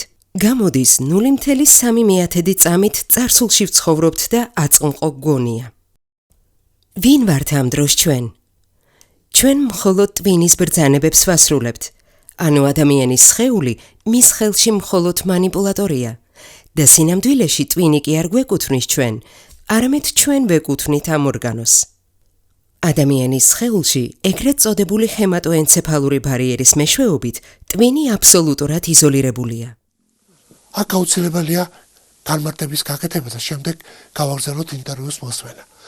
როდესაც საუბრობთ ტვინზე, არაც იგივე გონებაზე და განვიხილავთ მას როგორც ადამიანში არსებულ დამოუკიდებელ სუბსტანციას და მასთან ერთად ცნობიერს, ფიქრს ვეძახით, კიდევ სხვა სუბსტანციას გავიმეოროთ, რომ სინამდვილეში მოქმედების გადაწყვეტილებას ტვინი იღებს 0.3 წამით ადრე, ვიდრე ამის შესახებ ჩვენ ცნობიერ სატყობინებს. და მსგავსი ამისა, რომ ტვინი ადამიანის ორგანიზმში თავად განაგებს ყველაფერს და 0.3 წამით ადრე ღებულობს გადაწყვეტილებას, ვიდრე ამ გადაწყვეტილების შესახებ ჩვენ გავიფიქრებთ. გამოდის 0.3 წამით ადრე. წარსულში ვცხოვრობთ და აწმყო გონია. ვინ ვართ ამ დროს ჩვენ? ჩვენ ხომ ტვინის ბრძანებებს ვასრულებთ. ანუ ადამიანის სხეული მის ხელში მხოლოდ манипуляტორია და სიამდვილეში ტვინი კი არ გვეკუთვნის ჩვენ, არამედ ჩვენ ვეკუთვნით ამ ორგანოს. აი აქ ისმის ლოგიკური კითხვა, ჩვენში ვინ იგულისხმება? სხეული მარტო? მაგრამ ფაქტია, რომ სხეული ადამიანის მხოლოდ ერთ-ერთი შემოადგენელი ნაწილია სამშვილდეთა და სულთან ერთად, როგორც წინა გადაცემებში ვაჩვენეთ. სად არის აქ სული და სამშვილდელი? ძალიან სამწუხაროა, რომ ინტერვიუს განმავლობაში არც ერთხელ არ ხდება სულის, როგორც ყველაზე განვითარებული და ადამიანის ყველა შემადგენელ სტრუქტურულ ერთეულზე აღმატებული გონისფიერი ენერგიის ფორმის, არა მარტო დამოუკიდებლად, არამედ თუნდაც ტვინთან მიმართებით წარმოჩენა. მოდით გავაგრძელოთ ამ ძალზედ საინტერესო ინტერვიუს მოსმენა და ამის შემდეგ ვცადოთ სულის, როგორც არარსებობიდან არსებობაში უკთავად შექმნილი და გონებაზე ბევრად აღმატებული ენერგიის ფორმის წარმოჩენა მეცნიერების და რელიგიის ემპირიული ცოდნის ბაზაზე დაყრდნობით.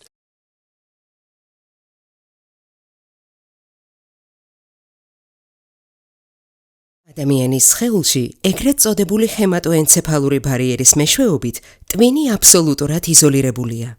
უჟანგბადო გარემოში 3 წუთზე მეტს ვერ ძლებს. ტვინი ყველა ორგანოზე მეტ ჟანგბადს და ენერგიას მოიხმარს. ის ენერგოხაბია. ცნობილია, რომ საკვები პროდუქტების მიღების შემდეგ ორგანიზმში გამოთავისუფლებული ენერგიის 70% ისევ საკვების გადამუშავებაზე იხარჯება. დარჩენილი 30-დან ტვინის მუშაობას ხმარდება 25%, თანაც ამ უზარმაზარ ენერგიას იგი გამოთავისუფლებისთანავე ითვისებს. კითხვა: ტვინის შემადგენლობა როგორია? გაგიკვირდებათ, მაგრამ ტვინის 85% ჩვეულებრივი წყალია. კონსისტენციით ტვინი ჟელეს ან კარგად შედედებულ კამეჩის მაწონს წააგავს. მაგრამ მაწონის ბელტი რომ მაგიდაზე დავდოთ, ის გვერდებში გაიშლება და დაიღვრება. ტვინი კი ერთიანი კონსისტენციით წყალში, თავზურგ ტვინის სითხეში ტივტივებს. ამის გამო მისი წონა თავის ქალაში 50 გრამს არ აღემატება, თუმცა რეალურად 1300-1500 გრამს იწონის. მარტო თავის ტვინში 100 მილიარდი ნეირონია. მას გარდა თეთრი ნივთიერების გლიის უჯრედებიც არის, რომელიც რიცხოვნობით 7-ჯერ აღემატება ნეირონებს. ყოველი ნეირონი 5-დან 250,000 სხვა ნეირონს უკავშირდება. თითოეული ნეირონისთვის არსებული კავშირებიდან ყოველ 1 საათში 2 კავშირი წყდება და სხვა 2 კავშირი მყარდება. ასეთი კავშირები ნეირონებს შორის მუდმივად იბმება და ჩნდება ქსელები, რომლებსაც კოგნიტური ველები ჰქვია. სწორედ ამ ველებში ინახება ყველა ინფორმაცია. პროფესორი ტატიანა ჩერნიგოვსკაია ამბობს, რომ ტვინის მუშაობა შეიძლება შეედაროს ჭიანჭველების ბუდეში არსებულ სიტუაციას, როდესაც თითოეულმა ჭიანჭველამ ზუსტად იცის თავისი დანიშნულება, სამუშაო ადგილი. ერთმანეთს შორის კავშირს იმგვარად ამყარებენ, რომ ერთმანეთს ხელს არ უშლიან. ერთმანეთს არასდროს ეჯახებიან. თითქოს რაღაც ზებუნებრივი აწესრიგებს მათ მოძრაობას. კითხვა: რა არის ტვინის ფუნქცია? მიიღოს და გადაამუშაოს ინფორმაცია, გასცეს გარემო პირობებთან ორგანიზმის შეგუების შესაბამისი ბრძანებები. ამასთან ნერვული რეგულაციების საშუალებით ორგანოთა და უჯრედთა მუშაობა უზრუნველყოს. ტვინი ის ორგანოა, რომელშიც ყოველ 1 წუთში 25 გიგაბაიტი ინფორმაცია დაშიფრული სახით შედის. მთელი დღის განმავლობაში ერთი ადამიანის თავის ტვინში შედის იმდენი ინფორმაცია, რაც დედამიწაზე ყველა ციფრული მოწყობილობის, ტელეფონის, სატელიტის, რადიო მოწყობილობის მიერ გაცემულ ინფორმაციათა ჯამის ტოლია. აქედან გამომდინარე, ტვინის დამსახურებით ადამიანი დედამიწაზე ერთადერთი არსება გახლავთ, რომელიც გარემო პირობებს კი არ ეგუება, არამედ თვითონ იგუებს, ირგებს საკუთარ თავზე იმგვარად, როგორც მას აწყობს. 5 წლის წინ გაკეთდა აღმოჩენა, რის შესახებაც აქამდე კაცობრიობამ არ იცოდა. ტვინიდან თუ როგორ გამოდიოდა და რას გამოჰქონდა ნივთიერებათა ცვლის საბოლოო პროდუქტები. ტვინს ხომ ლიმფური სისტემა არ გააჩნია. სამაგიეროდ აქვს საკუთარი საკანალიზაციო სისტემა, რომელსაც მეცნიერებმა გლინფური უწოდეს.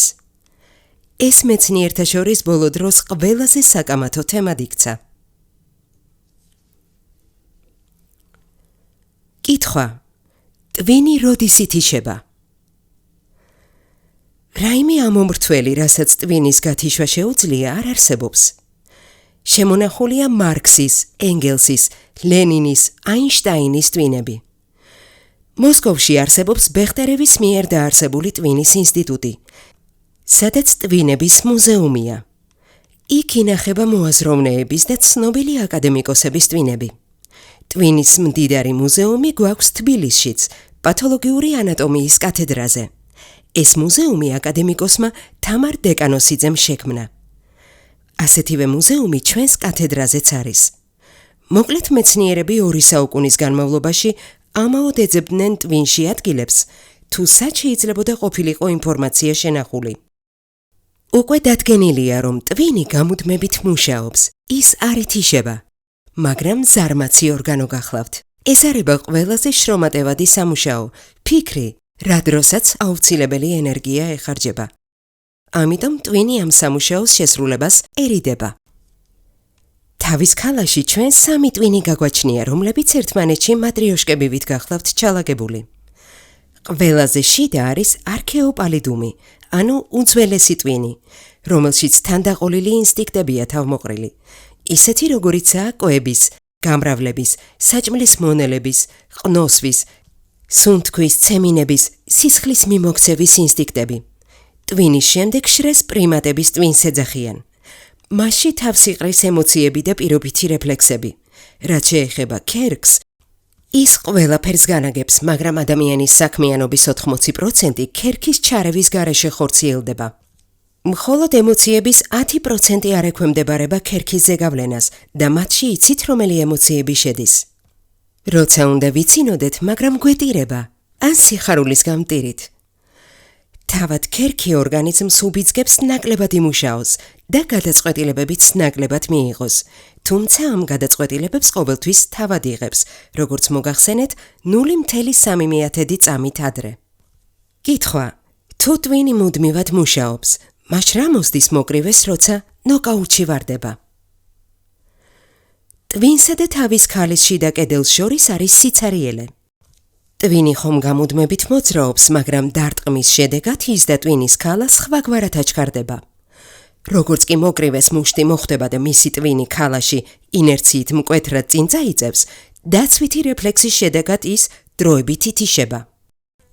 შედარებისთვის მოვიყვანოთ კოდალა, რომელიც მუდმივად უკაკუნებს ხეს, მაგრამ ტვინი არ ეთიშება, ვინაიდან ღმერთმა მის ტვინსა და ქალას კედელს შორის ჟელესებური ნივთიერება ჩაალაგა, რაც ამორტიზატორის ფუნქციას ასრულებს. ადამიანებს ასეთი ამორტიზატორი არ მოგვცა, სამაგიეროდ გვიწყალობა გონება, რომელიც გვეუბნება, რომ კედელზე თავის მირტყმა ან კრივის მსგავსი სპორტით დაკავება რეკომენდებული არ არის. ვინც ამას არ ითვალისწინებს, კასიუს კლეის მსგავსად პარკინსონით ავადმყოფობა ემუქრება. კითხვა: ღმერთი ფიგურალურად ახსენეთ? პირდაპირ მინდა გკითხოთ, ასეთი რთული და ზედმიწევნით მოწესრიგებული ორგანო, როგორიც ტვინია, სამყაროს დიდი არქიტექტორის ჩარევის გარეშე შეიძლებოდა შექმნილიყო. ნეირომორფოლოგთა და ნეიროფიზიოლოგთა 40%, ადრე მათი რაოდენობა 60% გახლდათ, ტვინს კომპიუტერს ადარებს, რომელსაც გააჩნია ინფორმაციის საცავი, მყარი დისკი, მაგრამ ადამიანის ტვინში ბევრად უფრო რთული მოვლენები ხდება, მაგალითად დეჟავიუს შეგრძნება, როცა ის თვლის, რომ ადრეც უნახავს მოვლენა.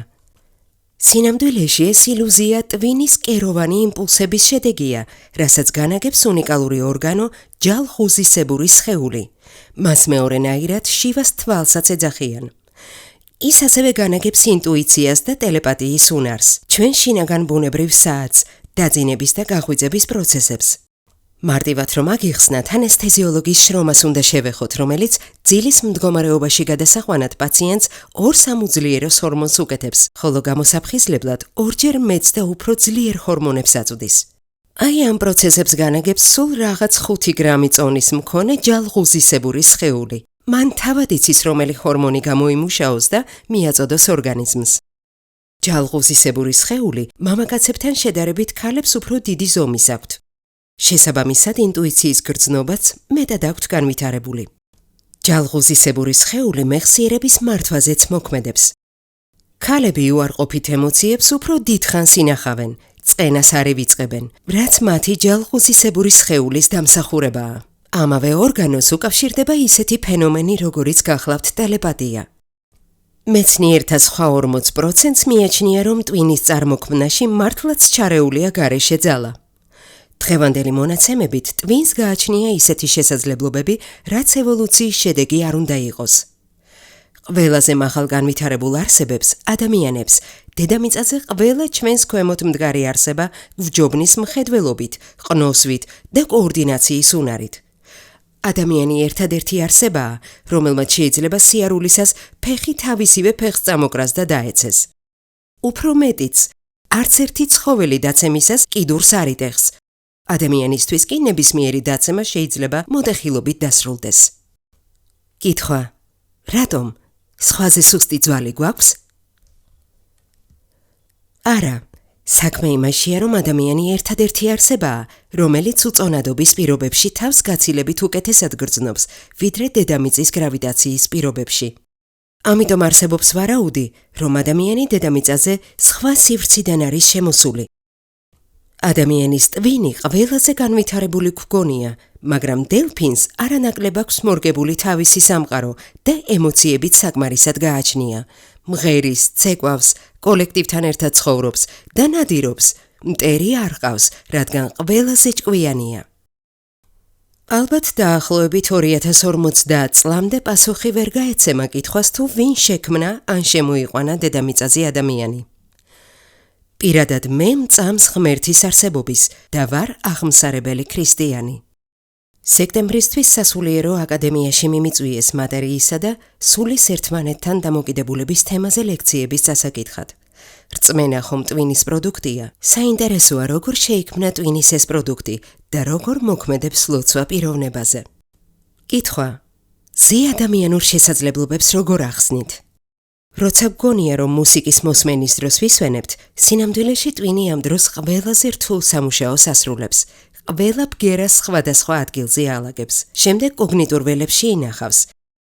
მაგრამ ტვინს გააჩნია შემაჩერებელი ბარიერი, რომელიც პროცესების სიღრმისეულად განვითარებას აფერხებს.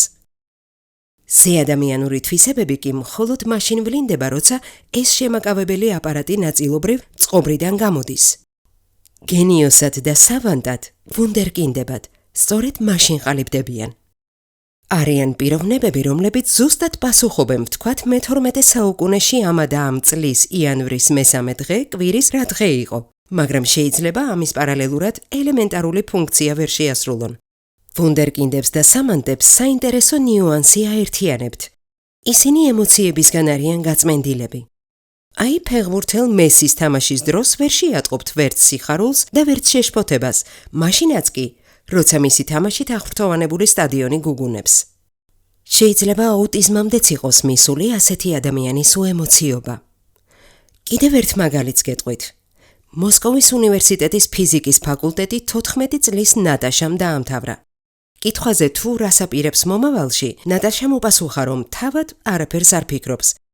მაგრამ ელოდება დედმამის გადაწყვეტილება სტოლი გამოუნახონ და დააქორწინონ. ანუ ამ ხელა შესაძლებლობების მიუხედავად, მას არ გააჩნია სიყვარულის ემოციის შეგრძნება. კითხვა: როგორ ხდება, რომ ადამიანები მოულოდნელად მათთვის უცხო ენებზე იწყებენ ლაპარაკს? ამ შემთხვევაში კლასიკურია ვილი მელნიკოვის მაგალითი. ის რუსეთში ცხოვრობს. ავღანეთის ომში მარცხენა ჰემისფეროზე, სადაც ბროკას ველია, ტრავმა მიიღო. ბროკას ველი ტვინში მეტყველებასა და დამწერლობაზეა პასუხისმგებელი. მელნიკოვი 5 დღე კომაში იმყოფებოდა, როგორც ჩანს, ტრავმის შედეგად მას ტვინის შემაკავებელი ბარიერი დაუზიანდა. შემდეგ განიკურნა და მოულოდნელად 140 ენაზე, მათ შორის მკვდარ ენებზეც ალაპარაკდა. თავისუფლად კითხულობს ლურსმნულ წარწერებს, თარგმნის და მათ შინაარს გადმოსცემს. ეს კიდევ არაფერი, მოგიყვებათ სხვადასხვა ენაზე შექმნილ ლიტერატურულ ნაწარმოებთა შინაარს, რომელიც არასდროს წაუკითხავს. კითხვა: თავად როგორ ხსნის საკუთარ შესაძლებლობას? ამბობს, რომ თავს აღიქვამს როგორც მიმღებ ანტენას, რომელიც უსასრულო სამყაროდან იღებს ისეთ ინფორმაციას, რის შესახებაც აქამდე არასდროს სმენოდა. დასძენს, რომ მხოლოდ ახმოვანებს, რასაც გარედან აწვდიან. ამის შემყურე მეცნიერთა ნაწილი ამტკიცებს, რომ დედამიწის გარშემო ატმოსფეროს ზევით არსებულ ნოოსფეროსა და დედამიწის ქერქს შორის პოტენციალთა შორის ისეთი მერყეობა არსებობს, რაც ადამიანის ტვინში მიმდინარე პროცესის ანალოგიურია, ხოლო ინფორმაციები, რომლებიც ტვინში მოგდის, შავ ხვრელშია შენახული და სამყარო სიღრმიდან პერიოდულად გვაწვდიან. სხვა ფენომენიც არსებობს. 50-იან წლებში ცხოვრობდა სოლომონ შერისევსკი, რომელსაც არაფრის დავიწყება არ შეეძლო და ამით ძალიან იტანჯებოდა. ჩვენ ამას პათოლოგიურ მეხსიერებას ვეძახით, რომ არა დავიწყების ფუნქცია ტვინი მუშაობას ვერ შეძლებდა. კითხვა: ამბობენ, ტვინის რესურსი უკიდეგანოაო. ადამიანის ტვინმა მთელი დატვირთვით დროის 4%-ით რომ იმუშაოს სუნთქვის შედეგად მიღებული ჟანგბადის მარაგი არ ეყოფოდა. ამიტომ სამუშაოთა 85%-ის შესახებ, რასაც ტვინი ასრულებს, ჩვენ საერთოდ ვერაფერს ვგებულობთ. ის არა მხოლოდ თავისით აკეთებს ყველაფერს. ჩვენ გვატყუებს თითქოს მან კი არა სამუშაო, ჩვენ შევასრულეთ. თუ რაიმე სამუშაო არ გამოუვიდა, ჩვენ გვიკვირს, ნუ თუ ეს მე დამემართა. ანუ ტვინი მის მიერ ვერ შესრულებული სამუშაოს გამო ჩვენ დავცინის. ტვინი კარგად შესრულებულ სამუშაოსაც ჩვენს დამსახურება წარმოაჩენს. ჯილდოთ დოფამინის გარკვეულ რაოდენობას გვაძლევს და ნირვანაში გვამყოფებს. ესაუბრა ზაზა დავითაია. ეს საკმაოდ საინტერესო ინფორმაციული ინტერვიუ ბევრ საცოცხლო აუცილებელ მიუნიშნებებს მოიცავს. მაგრამ აშკარად ჩანს, რომ ამ ინტერვიუს მიხედვით შექმნილი ადამიანის მატერიალური მხარე დომინანტი ადამიანში და მისი ტვინი აყვანილია უმაღლეს რანგში. გარდა ამისა, რაც მისასალმებელია ისაა, რომ გარესამყაროს გავლენა დაშვებულია, რასაც ბუნებრივად ამტკიცებს სიცოცხლის პროცესის და სხეულის და ტვინის ფუნქციონირებისას გარემოსთან ურთიერთქმედების მრავალმხრივი ექსპერიმენტებიც. თუმცა, ამით შემოიფარგლება ადამიანის მესახსენა. უფრო მეტიც ხდება დაშვება, რომ ადამიანი შეიძლება იყოს შექმნილი სხვა სამყაროში და მოყვანილი დედამიწაზე უწონადობიდანო. რაც იგივეა, რომ დაშვებულია განსხვავებული ცივილიზაციის არსებობა. მიუხედავად ავტორის მიერ მართლდებულად აღსარებული სარწმუნოების აღიარებისა. ამიტომ აქ აუცილებელი ადამიანის სულის, როგორც უკვდავი ენერგიის წყაროს და გონების მმართველის და არა პირიქით როლის ფუნდამენტური წარმოჩენა. წინა გადაცემებში წმინდა გაბრიელ ბერის კატეგორიული შეგონება რამდენჯერმე გვაქვს გაჟღერებული და აქაც უფრიანი იქნება თუ კიდევ გავიმეორებთ. წმინდა გაბრიელ ბერი ყოველგვარი აზრი უცხო პლანეტელების შესახებ მართლმადიდებელი ქრისტიანისთვის დაუშვებელია. ისინი გადაცმული ბოროტები, დაცემული ანგელოზები არიან. გავიხსენოთ, რომ კომპიუტერებს, სერვერებს ან ნებისმიერ სხვა დანადგარებს ჭირდებათ ელექტროენერგია. მის გარეშე მკვდარი ფორმა აქვთ. ელექტროენერგიას კი ისინი მოყავთ ფუნქციონალში და შედეგად ხდება ინფორმაციის მრავალჯერადი ტრანსფორმაციები. ადამიანი კი გამყოლებული სისტემაა ქიმიის თვალსაზრისით და გარედან თუ არ მიიღო წყალი ან საკვები ისიც გვდება. მაგრამ მანქანებისგან განსხვავებით გარკვეული დროის განმავლობაში ინარჩუნებს ფიზიოლოგიურ ფუნქციონალს საკვების გარეშეც. რაც თუნდაც ხელოვნური ინტელექტის შემთხვევაში მყისიერია. ყველა დანადგარი ენერგიის გარეშე ეგრევე ჩერდება. არსებობენ ადამიანები, რომლებიც წმინდა ცხოვრობენ დედამიწაზე და ხშირ შემთხვევაში საკმაოდ ხანგრძლივი დროის განმავლობაში ან საერთოდ არ ღებულობენ საკვებს, ან ძალიან მცირედ იხმიებენ. როგორ? რა ხდება ამ დროს ადამიანში? აი სწორედ ეს არის წოდებისგან თავისუფალი უკვდავი სულის თვისება, როგორც მარადილობაში გარდამავალი უკვდავი არსისა, რომელსაც არ ჭირდება გარეშე სხვა სახის ენერგია. ეს აცოცხლებს წმინდა მამებს შეუქმნელი მარადიული უფლის მიერ არარსებობიდან არსებობაში მოყვანილი უკვდავი სულია ამის მიზეზი, როგორც ადამიანის შემადგენელი ძირითადი კომპონენტისა სამჩნევთან და სხეულთან ერთად. მაშინ რა ვიცით სულის შესახებ? როგორი სახის ენერგია ის და ბოლოს ვინ არის სული? მე რაც დავიმახსოვს, ეს კითხვები საკმაოდ დამამი და ლეგიტიმური კითხვებია. და ადამიანთა მოდვის ღვთის მოშიში ნაწილის გარდა კაცობრიობის ისტორიის მანძილზე ყველა გაურბის ამაზე საუბარს, რადგან სულის არსებობის რეალობა პირდაპირ მიუთითებს სამყაროს უქმნელი მარადიული არსის, წმინდა სამების ჰიპოსტასის, სულიწმინდა ღმერთის შესახებ. და სწორედ ამ დასკვნას გაურბიან ისინი, ვინც არ იცნობენ ღმერთს, ან იცნობენ, მაგრამ განუდგნენ და ებრძვიან მას. სანამ მოვიყვანთ წმინდა მამათა გამონათქვამის სულის შესახებ, გავიხსენოთ საინტერესო ისტორია. ბერძენი წმინდა მამა პაისი ამბობდა, რომ ადამიანზე სულიწმინდის გადმოსვლა ხდება იმ შემთხვევაში, თუ მას გამუდმებით კეთილის ფიქრები და ზრახვები აქვს. თუ ის ყველა დაბკოლებისას ხიფათისგან, განსაცდელებისგან მხოლოდ კარგის დანახვას ცდილობს და უფალს მადლობას ირავს, რადგან ხვდება, რომ ამით მისი სულიერი გამოწვრთნა ხდება. საბერძნეთის ყველაზე დიდი წმინდანი, ჩვენი წმინდა მამა გაბრიელ ბერის თანამედროვე იყო, თუმცა არავის არასოდეს უთქვამს, იცნობდნენ თუ არა ისინი ერთმანეთს. მამა გაბრიელმა სალოსობით და მერე კი მძიმე სენშაპყრობილ სუფრის დიდება და მადლობა არ მოშლია ბაგეებიდან. მამა პაისის დიდხანს იტანჯებოდა პროსტატის კიბოთი, თუმცა ერთი წამითაც არ დაუწუწუნია. მადლობას და დიდებას ირავდა შემოქმედს ყოველწამიერად. თავს დამტყარი ყოველგვარი განსაცდელი წმინდანებს ახარებთ და უფლის სიყვარულის დამტკიცების შესაძლებლობას აძლევთ. როგორც წმინდა მამები იუწყებიან წმინდა ზალუცს, თავზე ხელის ერთი დადებით განკურნოს მძიმეს ნეული და მთელი მისი დაავადება საკუთარ თავზე აიღოს. ეს მისთვის უფლის საჩუქარია. თუ ამ ქვეყნებთან ვაებას არ ეზიარები, რთულია ისე უფლის სახლში მოხვედრა. ამიტომაც არის სამოთხისკენ და სასופველისკენ მიმავალი გზა ეკალბარდებით გადავლილი. ხოლო ჯოჯოხეთისკენ მიმავალი კი ხავერდოვანია, ვარტყავილებით მოფენილია. ეს ყველა მორწმუნე მიცის. მოდით აქ წმინდა იოანე კონსტიტუელის ამბავი გავიხსენოთ. ერთხელ მამაპაის 3 სტუდენტი ესტუმრა ატონის მთაზე. კაძანძაკის ციგნებზე გაზრდილ ყმაწვილებს ღმერთის არსებობის არ სწამდათ და აქედან გამომდინარე ირონიული კითხვა დაუსვეს ბერს. შენ რა, გონია მართლა არსებობს უფალი? მამაპაისმა გაიცინა და არაფერი უპასუხა. ამ დროს მოვლოდნელს საინახაც პატარა თეთრი ხვლიკი გამოსრიალდა. წმინდა პაისი ყმაწვილებს მიუბრუნდა და შესთავაზა. მოდით აბა იგივე კითხვა დაუსვით ამ არსებასაც. ყმაწვილებმა გადაიხარხარეს, მაგრამ მაინც კითხეს ხვლიკს. რას ფიქრობ, მეგობარო, არსებობს ღმერთი? და აი, აქ მოხდა სასწაული. ხვლიკმა მათ ადამიანის ენით უპასუხა შემდეგი. არსებობს ზეღმერთი, მამა ღმერთი და სულიწმინდა ღმერთი. სამივე სტუდენტმა გონება დაკარგა. ის ვინც შეკითხვა დაასვა იმ დღესვე დასჭა მონასტერში და ბერად აღიკვეცა. დანარჩენი ორნიკი რამდენიმე კვირის შემდეგ დაბრუნდნენ უკან და ისინიც ბერად აღიკვეცდნენ. მამა პაისი ამბობდა, განა შეიძლება პოტლებმა ხის გარეშე იარსებონ? ამ ხეს შეუძლია ნიადაგის გარეშე სიცოცხლე? ჰაერის, წყლის, მზის სხივების გარეშე? არა, რა თქმა უნდა, ამრიგად სული ღმერთის გარეშე ვერ იარსებებს, რადგან ეს არის ჩვენი არსება, სუნთქვა, სინათლე, ჩვენი ძალა და საზრდო. ფილოსოფოსო ეძია ოქრო თვითნაბადი ზეცისა და სულის მისტიკურ წვენებში. სულია ჰაერი ყოველგვარი მატერიის, ღმერთი კი აღზრდა ცოდნისთვის ხშირ ვარსკვლავებში.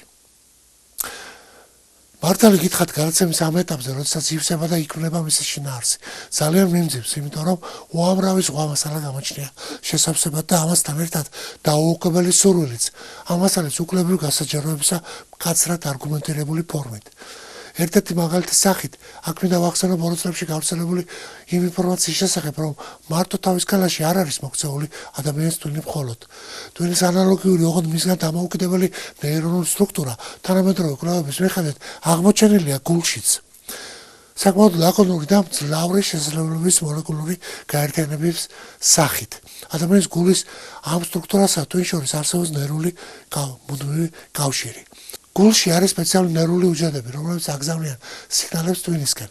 ტვინი ამ სიგნალებს ამუშავებს და პასუხად არეგულირებს გულის რიტმსა და სხეულის სხვა ფუნქციებს. ამიტომ მეცნიერებაში ხშირად საუბრობენ გული ტვინის კომუნიკაციაზე.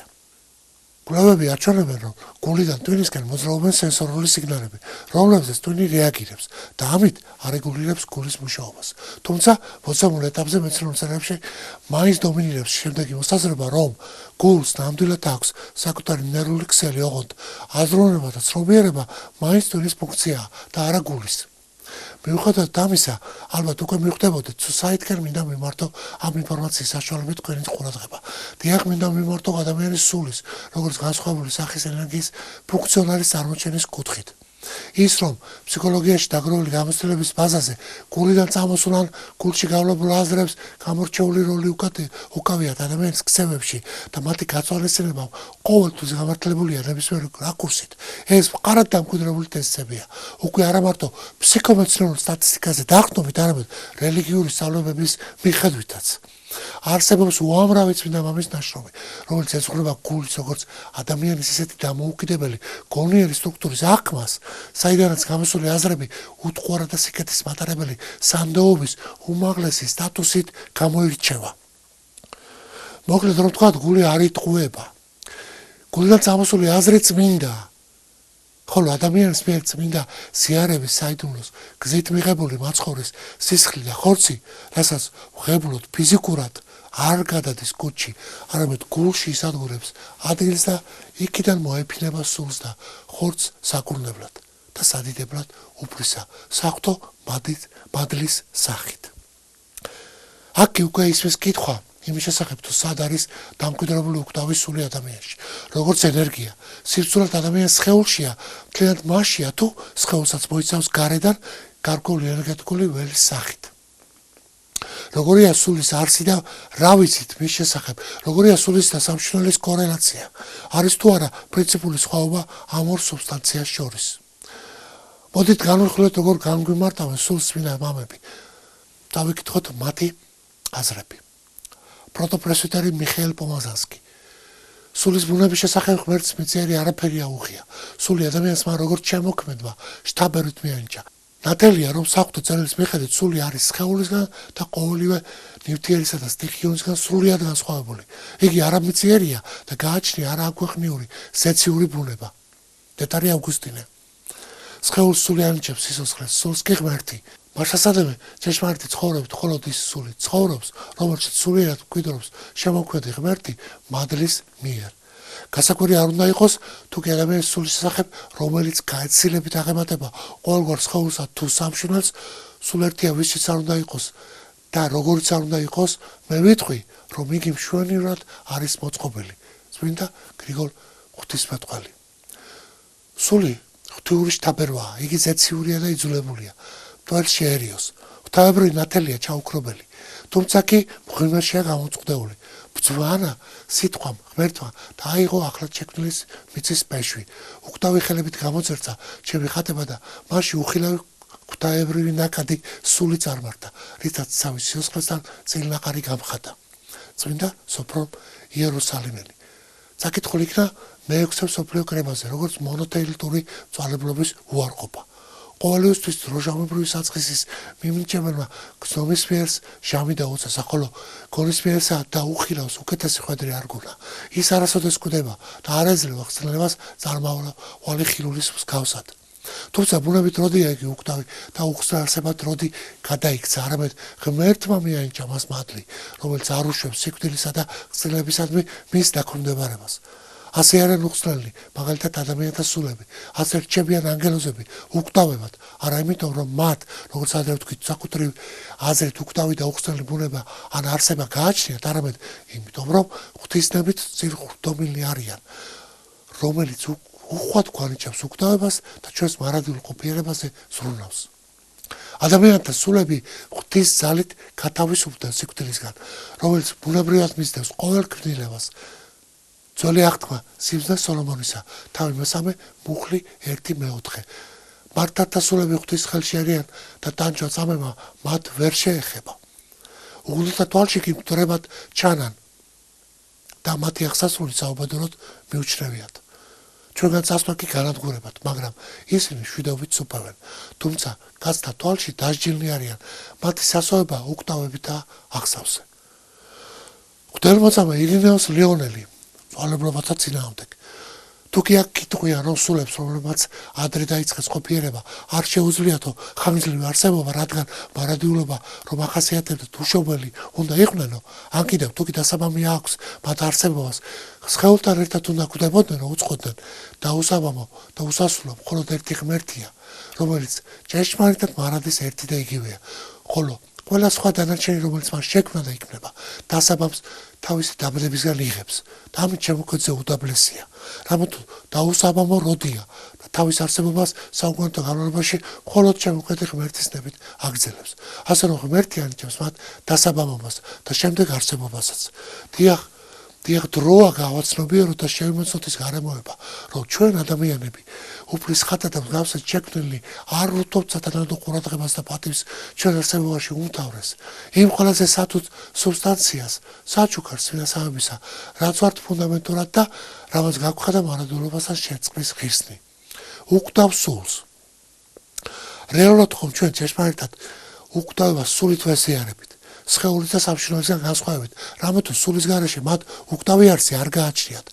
ესე იგი ჩვენ ვართ სულები, რაც აგონიერებს ადამიანს, აცოცხლებს, აძლევს სასიცოცხლო ენერგიას, ფუნქციონალს, ქიმიურ სხეულს, ეთერულ სამშვილდელს, რომლებსაც მატერიალური, ნივთიერი არსი აქვთ მხოლოდ. და აქ ისმის კითხვა თუ ვინ არის სული, როგორია მისი სტრუქტურა და როგორ შევიმოწმოთ იგი. ანუ საკუთარი უკვდავება, რომელიც როგორც წმინდა ღირსი აღმსარებელი და სალოსი ბერი გაბრიელი განგვიმართავს ჭეშმარიტებასთანაა შეზავებული ნაზიარები, რამეთუ თვით ჭეშმარიტება სულის უკვდავებაშია. იოანე დამასკელი მართლმადიდებელი სარწმუნოების ზედმიწევნითი გადმოცემა თავი მეოცე ცის შესახებ ამონარიდი. ყოველივე რაც ქმნისებრია, ბუნებისეული კანონზომიერებით ხცნას ექვემდებარება, მათ შორის სანიც, მაგრამ ისინი ღვთის მადლით არიან შემტკიცებულნი და დაცულნი. თავი მეჩვენე ანგელოზების შესახებ ამონარიდი. ანგელოზი უკვდავია, მაგრამ არა ბუნებით, არამედ მადლით, რადგან ყოველივე ეს რაც დაწყებულია, ბუნებით დასრულებად იცაა. ხოლო ღმერთია მარადებს ყოფი, უფრო კი პარადისობაზე უზემოესი. რადგან თვით არის ჟამთა შემოქმედი. წმინდა იუსტინე მარტვილის დიალოგი ტრიფონ იუდეველთან. ნაწარმოები თარიღდება მეორე საუკუნით. ამონარიდი. როგორ შეიძლება ითქვას სხეულზე, რომელსაც არ აქვს ამგვარი შემტკიცებულობა და წინააღმდეგობის ძალა, შედგენილობა და ცვალებადობა, რომელიც ყოველდღიურად ბერდება და ახტება, რომ ის რაღაც პირველი მიზეზისგან არ წარმოიშვა? თუ კი სამყაროს აქვს დასაბამი, სულებსაც აუცილებლად ეკდება დასაბამი. და ოდესღაც იყო დრო, როდესაც ისინი არ არსებობდნენ. საქმე ისაა, რომ ისინი ადამიანებისთვის და სხვა ცხოველებისთვის წარმოიჩნენ. თუნდაც შენი თქმით ისინი ცალკე წარმოიჩნენ და არა საკუთარ სხეულებთან ერთად. პასუხი: ფიქრობ, რომ სწორია. კითხვა: მასასადამე ისინი არ არიან უკვდავნი? პასუხი: არა, რადგან აღმოჩნდა, რომ თვით სამყაროსაც კი აქვს დასაბამი. კითხვა: მაგრამ ამასთან ერთად მე ვამბობ, რომ არც ერთი სული არ გვდება, ეს ბოროტ ადამიანთათვის ნამდვილად იქნებოდა სახარბიელო, მაგრამ რა ხვედი ეწევათ მათ ბოროტებს? ღვთისმოშიში სულები რომელიღაც უკეთეს ადგილას იმყოფებიან, მაშინ როცა უკეთურთა ბოროტის სულები უარეს ადგილას, სადაც განკითხვის დღეს ელოდებიან. ამიტომაც ის, ვინც ღვთის ხილვის ღირსი გახდა, აღარ მოკვდება, დანარჩენები კი ისჯებიან. რაოდენ ღმერთს ნებავს, რომ არსებობდნენ და ისჯებოდნენ. პასუხი: განა ის, რასაც ამბობ, იმას არ გავს, რასაც პლატონი თავის დიმეოში სამყაროს შესახებ გადმოსცემს, ის ამბობს, რომ სამყარო ხსნადია. რადგანაც ქმნილია, მაგრამ ღვთისნებით ის არ განადგურდება და სიკვდილი მას წილად არ ერგება. შენ რომ გეჩვენება, შეიძლება თუ არა იმის თქვა სულისა და საერთოდ ყველაფრის მიმართ, ვინაიდან ყველაფერს რაც ღვთის გარდა არსებობს, ანუ ოდესმე იარსებებს ხსნადი ბუნება აქვს, მას შეუძლია გაქრობა და არსებობის შეწყვეტა მხოლოდ ღმერთია დაუსაბამო და უხსნელი, ამიტომაც არის ის ღმერთი. მის გარდა კი ყველაფერი დანარჩენს დასაბამი და ხსნადობა აქვს. ამის გამო სულები კვდებიან და ისჯებიან კიდეც.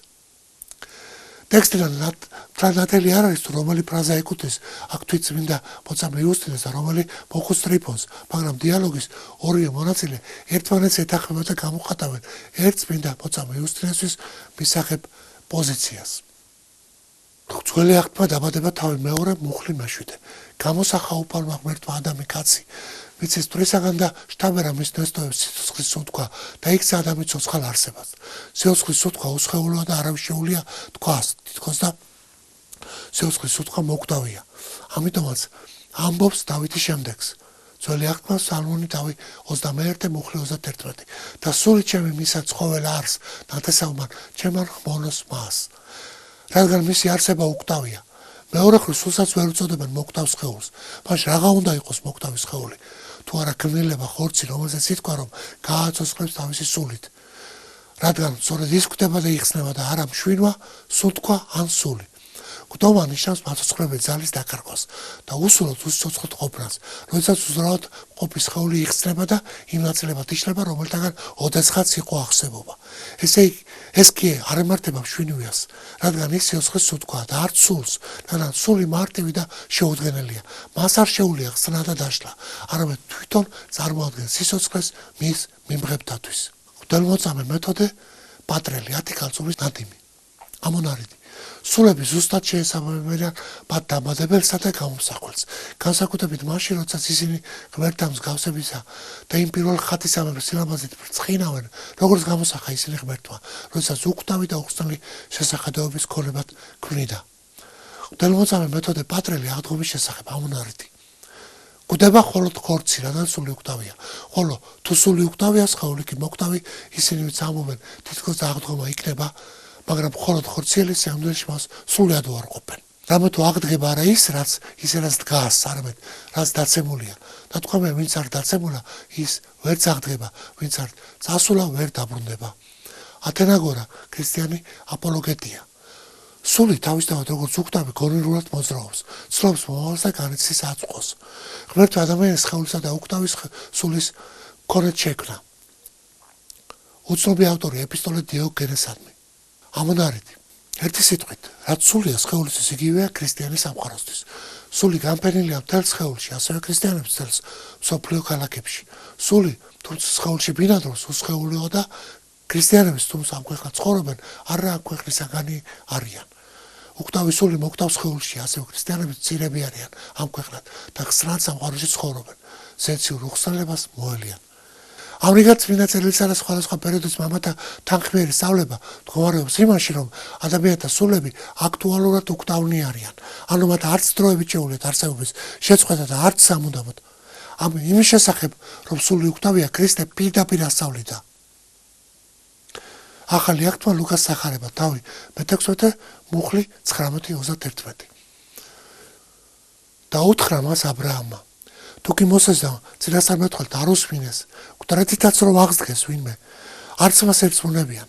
აი აქ გამიჩნდა სურვილი და მისი ნებართვით მაგს პატივი მოვიყვანოთ სოციალური ქსელიდან ჩვენი თანამედროვე მღვდელსახურის თბილისის სახელმწიფო უნივერსიტეტის ფიზიკის ფაკულტეტიდან ჩემი თანაკურსელის დეკანოს გიორგის ხიტლაძის ნააზრევი, რაც იდეალურად შეესაბამება საკითხის არსს და სასარგებლო იქნება ტელემაყურებელთათვის. მოთმინება ცხოვრების საზრისის გაცნობიერებაა, დიდი პაუზაა, იქ, სადაც ურწმუნო არ მოითმეს. ამიტომ არის ეს სათნოება სულის მამოძრავებელი ყველაზე მისტიკური ძალა. მშვიდი, დაგურებული და დისტანცირებული უნდა ვიყოთ ამ სოფლის აღრეული ნაკადებისგან, რომლებიც ზედაპირზე არ ჩანს. რადგან ჩვენ აღებული ვართ ამ სოფლიდან, ხატება ვართ ღვთისა და ღვთივ გამოცხადებული სარწმუნოება გვაქვს მოცემული.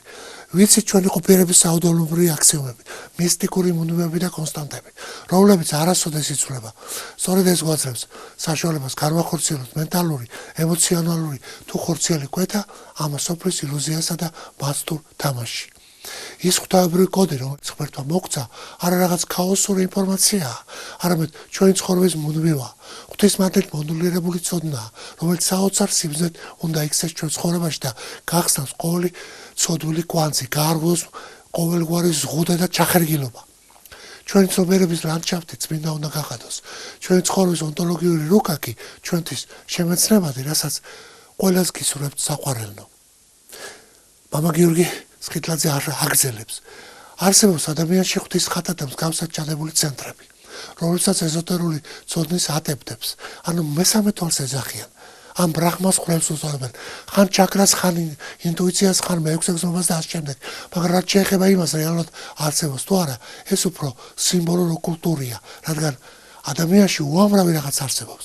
იგი ღვთის ხატად და მსგავსად შექმნილია და მასში უამრავი უნარი და ძალაა ჩადებული, რისი მაგალითებიც გვაქვს ქრისტიან წმინდანთა ცხოვრებაშიც. ისინი ღვთის მადლით უზარმაზარ სასწაულებს აღასრულებდნენ და არა ფოკუსებსა და მაგიურ ფეერვერკულ ბანდებს. ამიტომ მესამე თვალად წოდებული გარკვეული გრძნობადი ცენტრი არსებობს ადამიანში. ენერგოკვანძები, რომლებიც შეიძლება შუბლზე იყოს ორ თვალს შორის გარკვეული ვარჯიშების შემდეგ ადამიანის მიერ განსაკუთრებით ფიქსირებული ხდება და განსაკუთრებული შემწყობილობის ადგილიც ხდება.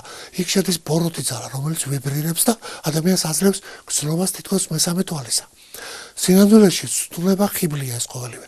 კონცენტრაციის შედეგად წარმოიშობა გარკვეული გრძნობა შუბლზე პაჭუნისა. ვიბრაციისა თითქოს შუბლზე რაღაც ბურთულად რეალებს. ეს ხდება მაგიური ვარჯიშებით. ადამიანს აქვს შეგრძნება წინასწარმეტყველებისა, შეგრძნება გარკვეულ დისტანციაზე ხედვისა, წინასწარ გრძნობისა. აქვს გარკვეული ხედვების უნარი ძილსა და ღვიძლს შორის, რომელიც მას ადვილად აძლევს დაცემულ სულებთან ურთიერთობის საშუალებას. დიახ, ბოროტ ძალებს ვერაფერს დავაბრალებ. რადგან თვითონ ადამიანი ხსნის პანჯარას ამა თუ იმ ხვრელის, ბოროტ ძალას არ აქვს ძალადობის უფლება. ადამიანი უხსნის პანჯარს მას, ეს იქნება ნეფსით, ჰაშიშის მოწევით, რაიმე აბების გადაყლაპით თუ უბრალო ალკოჰოლის მიღებით. ყველაზე ეფექტური შესვლელი გვირაბი ადამიანში არის ნარკომანია. სისხლის შესახებ სწავლებას მაგიაში განსაკუთრებული ადგილი უჭირავს. თუ ადამიანი ეზიარება, ლოცულობს და მარხულობს, იგი დაცულია და არ ემუქრება ჯადოს გაკეთების საშუალება. კოსმოსური ცნობიერების გახსნის შემდეგ ადამიანები ისეთ შეურაცხყოფ მდგომარეობაში არიან, რომ მარტოკვეთებულის ლახვის ლოცვას, გახსნის ლოცვებს, აღსარებას და ხშირ ზიარებას შეუძლია მათი პარანორმალური მდგომარეობიდან გამოყვანა.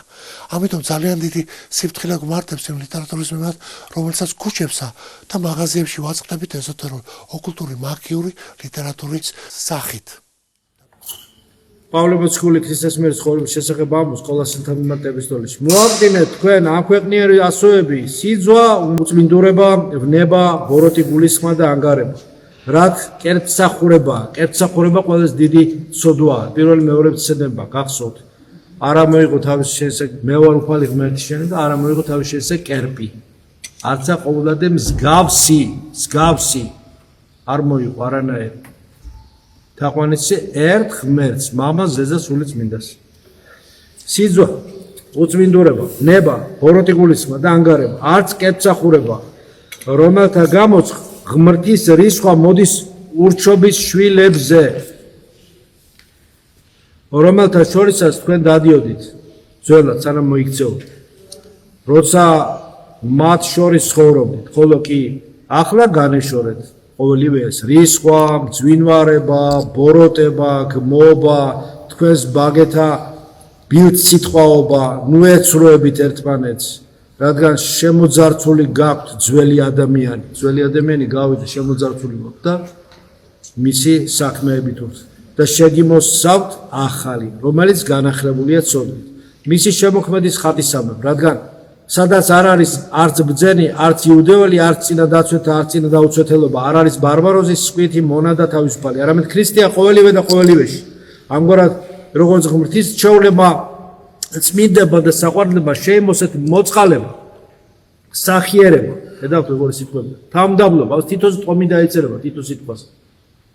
თამდაბლობა, სიმშვიდე, სულგრძელობა, შეიწყერეთ ერთმანეთი, გიყვარდეთ არ ხომ? თორე ერთმანეთის განკითხვასა და ერთმანეთის ნაკლის ძიებაში კი არ იყავით, ღმერთო, როგორც ერთ-ერთი ლოცვა, ბერული ლოცვა არის, ყველა შორის სულიერი ლოცვა, ჩემი გადარჩენის მაძიებელო, ეს ანუ მიზეზის, რომ რამეში გიპოვოს მიზეზი ღმერთმა, ის კი არ რომ გამოგიჭიროს და ცოდვაში, აი შენ ცოდვაში ჩავარდი, ეხლა მე შენახე რა იქნა, ამაში გამოჩერა კი არა. ჩემი გადარჩენის მაძიებელო, ჩემი გამართლების მაძიებელო, ესეთი საოცარი ლოცვა, ერთ-ერთი ლოცვა, დიდი ლოცვა ძველი. შეისყნერთ ერთმანეთს და მიუტევეთ ერთმანეთს თუ ვინმესგან რაიმე სადაო აქვს ვინმეს როგორც ქრისტემ მოგიტევათ ასევე თქვენც ყოველივე ამას დაურთეთ სიყვარული რაც სრულქმნილების კავშირია განაგებდეს თქვენს გულებში ქრისტეს მშვიდობა რომლისკენაც მოწოდებულნი ხართ ერთხეულად იყავით მადლიერნი უმადური ადამიანი დღეს ხვალმოღალატია და გამყიდველი და გაგწირავს და ზურგში გაქცევს მადლიერნი იყავით ღვთისა და მოძღვრისა და მოყვასისა დისა და ძმისა. უმადური და ბოღმა თავისი არარაობის ფონზე თავისი სოდვის შენი ნაკლით გამართლებას ცდილობს და ნაკლოვინა ვართ ეხლა რაღაცა ნაკლი ყველას მოეძებნება. ამიტომ ლეგალიზებას თავისი გამყიდველობისა და მის გამართლებას შენი ნაკლით ცდილობს და შენი ნაკლზე თუ შენს სისუსტეზე, შენს სიყვარულზე ფეხის გათელვის და დადგომით ამის ფონზე ცდილობს თავის ამაღლებას, რაც მისი ჯოჯოხეთური მდგომარეობის დამადასტურებელი და ქვესკილში ჩამგდები არის. იმიტომ რომ ეშმაკის შვილია ესეთი ადამიანი. იყავით მადლიერნი. ქრისტეს სიტყვა უხვად დამკვიდრეს თქვენში, ყოველი სიბრძნით დაარიგეთ ერთმანეთი ფსალმუნებით, სადიდებლებით და სასულიერო საგალობლებით. უგალობდეთ მადლიერებით თქვენს ღმერთს, თქვენს გულებში. ესე უნდა გავაკეთოთ. არამედ ზიარების შემდეგ. საერთოდ რომ ცოცხლები ვარ და საერთოდ ვარსებობ და არაყოფიერი და ყოფიერში ქრისტემ მოგვიყვანა. ქრისტეს სულ მადლობა ყველაფრის თავი და ბოლო ქრისტეა. მისთვის შეიქმნა ქვეყნიერება. ქრისტე რომ მოსულიყო, ამიტომ შეიქმნა ყოველივე. ეს არ არის რაღაც ლითონის სიტყვები.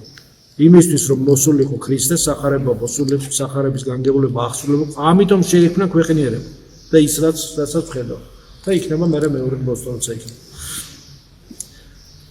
დაარიგეთ ერთმანეთს ფსალმუნები დიდი სიბრძნეა ფსალმუნები მარტო ლოცვა არ არის დიდი სიბრძნეა ფსალმუნებში ლოცვები არა მაგრამ ფსალმუნები არის სიბრძნის უშრეთი წყარო ფსალმუნებით სადიდებლებით სასულიერო საგალობლებით უგალობდეთ მადლიერებით თქვენს ღმერთს თქვენს გულებში და ყოველივე რასაც თქვენ აკეთებთ სიტყვით თუ საქმით ყოველივე გააკეთეთ უფალი იესო ქრისტეს სახელით და მადლობდეთ მამა ღმერთს მის მიერ აი ხა ამას რაღა უნდა დაამატო ამ პისტოლეს ხო მაგრამ ერთ ვიტყოდი რომ გავძლიერდეთ ყველა სარწმუნოებაში სასწაულში სიყვარულში და დღეს ეს გჭირდება ჩვენ აი ეს მოციქულთა სულიერობა მოციქულთა დარიგება მოციქულთა ეპისტოლეები მოციქულთა ეს საოცარი სიტყვები რაც მათ გადაიტანეს ჩვენ არც დაგვესიზმრება რაც მე მილიონედი შეიძლება რაღაც მე მილიონედზე ვიფიქროთ რაც მათ გადაიტანეს აღარ ჩამოვთვლი ახლა და ჩვენ არ უნდა დავიწუწუნოთ. მაგრამ ხილად უნდა ვიყოთ, ძლიერად უნდა ვიყოთ, სულიერადაც სამშვენელისეულადაც,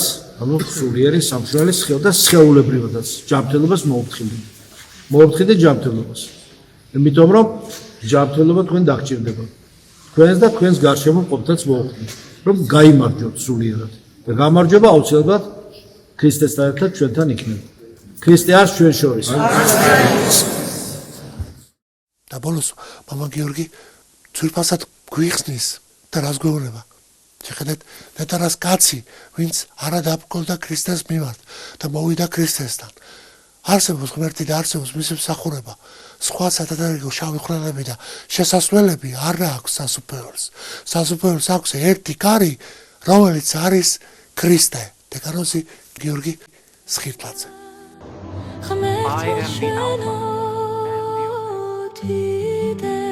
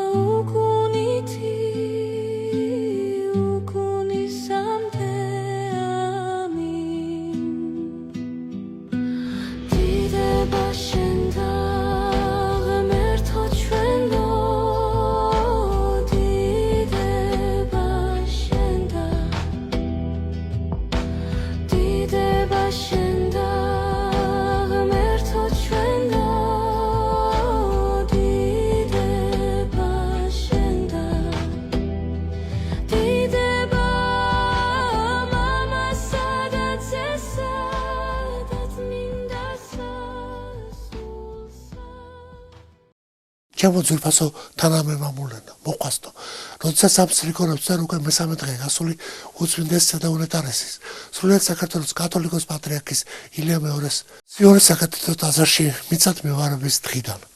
ჩვენ ამ გადაცემაში უკვე ავსარეთ ადამიანის გულის, როგორც უთხوارი გზამკვლევის ფუნქციას ეკეთაში, როგორც ღვთის საჩუქარი დედამიწის სულსოფელში, გამოსასწრე სიცოცხლეში.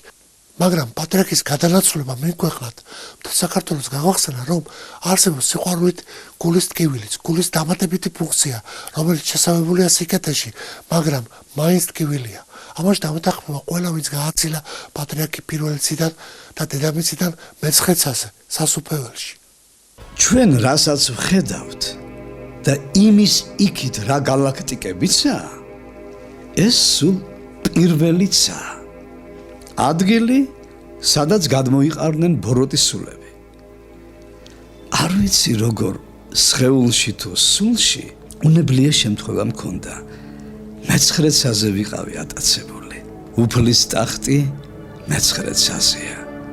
საიდან მოიტანეს, როცა ამბობენ, რომ ახალი სასუფეველი უნდა შეიქმნასო. სასუფეველი როგორიც იყო, ისეთი იქნება მუდამ. სადა მიწა შეიცვლება და არასასუფეველი. და კიდევ უჩინო არის ის უხილავი, სულიერი სამყარო, რომელიც სახიერმა და ყოვლად ძლიერმა ღმერთმა მისი მიუწვდომელი სიბრძნითი განგებულებით უწინარეს ხილული სამყაროსა და კაცის დაბადებისა შექმნა და მოიმოქმედა. ორივე სამყარო ერთობით არის სავსება ღმრთის შესაქმნისა, ხოლო ადამიანის სრულყოფილი სარკია ამ სავსებისა, რომელშიც ღმერთმა ორივე ბუნება, სულიერი, უმაღლესი და ფიზიკური, სულიერთან შედარებით უმდაბლესი, მისი მიუწვდომელი სიბრძნით ერთ პირში ზოგადად ადამიანის ხატში შეკრა და გაერთიანა. ორივე სამყაროს ფიზიკურთან ერთად სულიერსაც დაუბრკოლებლად ხედავდა ადამი დაცემამდე. რამდენიმე დღიანი სამგლოვიარო ცერემონიის პროცესში ჩვენი წმინდა სინოდის მეუფეების უამრავ სხვა მღვდელმსახურთა მრავლის მეტყველის სახეების ყურებისა და გამონათქვამების მოსმის შემდეგ ჩავთვალე, რომ როგორც ერისკაც მეც მაქვს უფლება საჯარო გავხადოთ ჩვენი უწმინდესი პატრიარქის ეპოქის რამდენიმე სულისაწყობლად სასარგებლო ცხოვრებისული ეპიზოდი, რისი მომცრეს პირადად გახდი და რამაც ძლიერი ანაბეჭდი დატოვა ჩემს სულში და სამშვილდეშიც. 2006 წლის შუა პერიოდში მეორეჯერ დავტოვე საზოგადოებრივი ტელევიზიის ტექნიკური დირექტორის თანამდებობა და იმავე დღესვე მივაშორე საპატრიარქოს პრესას. დამკვდურ პიროვნებას მაშინ ერისკაც, რომელსაც კარგად იცნობს საზოგადოება და რომელიც ეხლა ვთელსახურია, მივაწოდე ინფორმაცია იმის თაობაზე, რომ მე პირადად გამაჩნდა მატერიალური, ტექნიკური და ფინანსური ორგანიზაციული სრულყოფილი რესურსი იმისათვის, რომ აგვეწყო და ეთერში გაგვეშვა არსებულ საპატრიარქოს რადიოს გავსად საპატრიარქოს ტელევიზიაც. და თუკი მე მომანდებდეთ ამ პროცესის ტექნიკური მხარის გაძღოლას, ბედნიერი ვიქნებოდი. როდესაც პროცესის დაწყება გაჩვენებოდა, კი გამიკვირდა, მაგრამ გარკვეული დროის გასვლის შემდეგ, როცა ბოლოს და ბოლოს საპატრიარქოს ტელევიზიამ სახელწოდებით ივერია ამჟამად კი ერთსულოვნებამ ამ დღიდან 6 თვის გასვლის შემდეგ დაიწყო მაუწყებლობა ბატონი ფრიდონ ინჯიას, ფასდაუდებელი ღვაწლის, გიორგი ანდრიაძის ხელმძღვანელობითა და თქვენი მონამორჩილის ტექნიკური მხარდაჭერით ჩემთვის ცხადი გახდა თუ რატომ არ იყო შესაძლებელი პირველივე მხრიდან ამ პროცესის დაწყება. ამ თემას აღარ განვავრცობ, რადგან პიროვნებების და ფაქტების დაკონკრეტებით არ მივაყენოთ კიბილი ადამიანებს, რის თაობაზეც მუდმივად გადაგებდა საქართველოს პატრიარქი.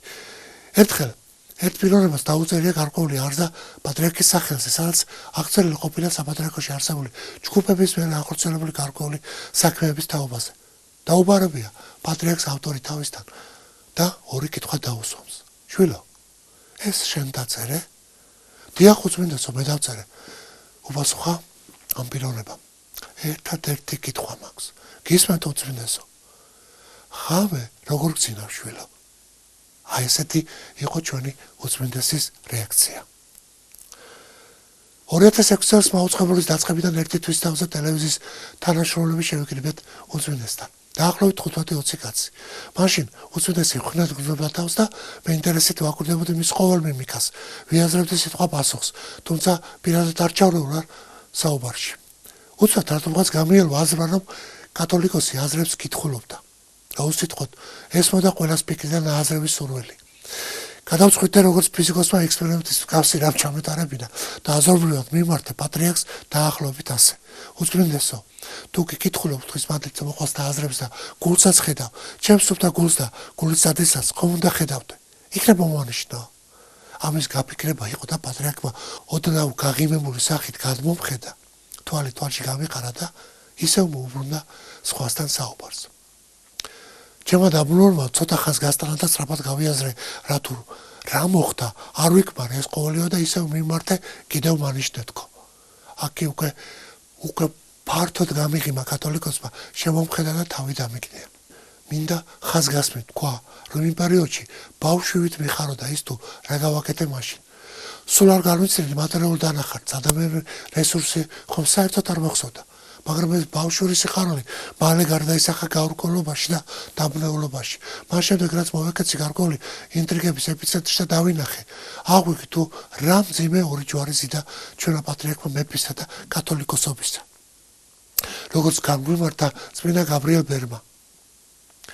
ბოლო ეპიზოდი, რომელიც მინდა გავიხსენო, ყურადსაღებია არა მარტო იმ გარემოების გამო, რომ ვიზუალურად წარმოგვიჩენს და ამტკიცებს იმას, რაც ზემოთ მოვყევი ამ ტელევიზიის შექმნაში ჩემი წვილის თაობაზე, არამედ კიდევ ერთხელ ხაზს უსვამს საქართველოს კათოლიკოს პატრიარქის ილია მეორის ღრმა გულთა ხედვის ნიშს და პროცესების სიყვარულით დარეგულირების ხელოვნების პრობლემასაც.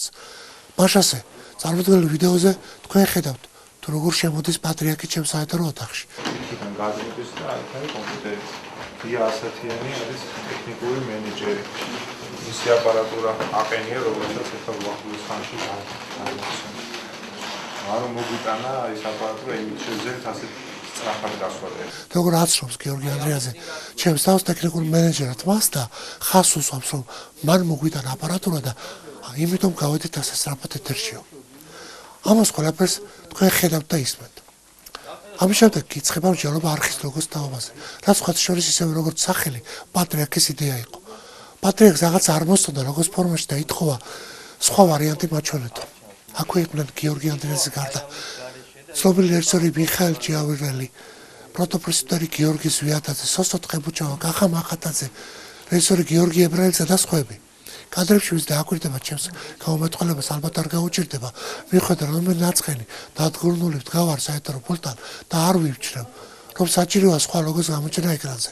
თითქოს ეს მე არ მეხებოდა, და სხვების გასაკეთებელი ყოფილიყო. დიახ, ვადასტურებ, რომ ამ ტელევიზიის საწყობიდან მოკლე დროში ჩემი განწყობა აღტაცებულობიდან იმედ გაცრუებით შეიცვალა, მაგრამ ამის ხალხს აქ არ ვაპირებ. ვიტყვი მხოლოდ იმას, რომ ამ განწყობას უწმინდესი, რა თქმა უნდა გზნობდა და ნათლად აღვიქვამდა იმ მომენტში. რამდენჯერმე გადმომხედა. თუმცა მე მაინც ჩემაზე ვიყავი და არ ჩავროვლა ლოგოს გამოცხლის პერიპეტიებში. აი, აქ უკვე მივადექით ფინალურ სცენასაც, რომელიც სამწუხაროდ პირზე აღარა ჩანს აღბეჭდილი, მაგრამ ჩემს გულში ჩარჩა სამუდამო დარიგების სახით. ოთახიდან გასვლის მომენტში უწმინდესი მომიბრუნდა. სწორედ ამ მომენტში წყდება კადრი და მომმართავს. შვილო, პანჯარა ფართოდ გახსენდა სითბო შემოუშვი. მე რა თქმა უნდა მომენტალურად ჩემს მარცხნივ დაკეტილი პანჯრისკენ მივუბრუნდი და ფართოდ გამოვახე. უწმინდესა ნაღვლიანი მზერა მომაპყრო და გავიდა ოთახიდან. გარკვეული პერიოდის გასვლის შემდეგ, როდესაც გავიგე, რომ თურმე მამანი თვლიდა, რომ ამ ტელევიზიაში ჩემს მიერ შეტანილი ფულადის სახსრები და აპარატურა პირადად ჩემი კი არა, მაშინდელი უშიშროების ყოფილა და მეც მაგათ კადრად აღმიქვეს, მივხვდი თუ რა იგულისხმება უწმინდესმა და უნეტარესმა იმ სიტყვებში. სრულიად საქართველოს კათოლიკოს პატრიარქმა გულის პანჯრის ფართოდ გაღება და შედეგად სიყვარულით გამთბარი გულით ცხოვრება თხოვა. დასკვნები თქვენთვის მომენტია. პირველი ნაწილის დასასრული.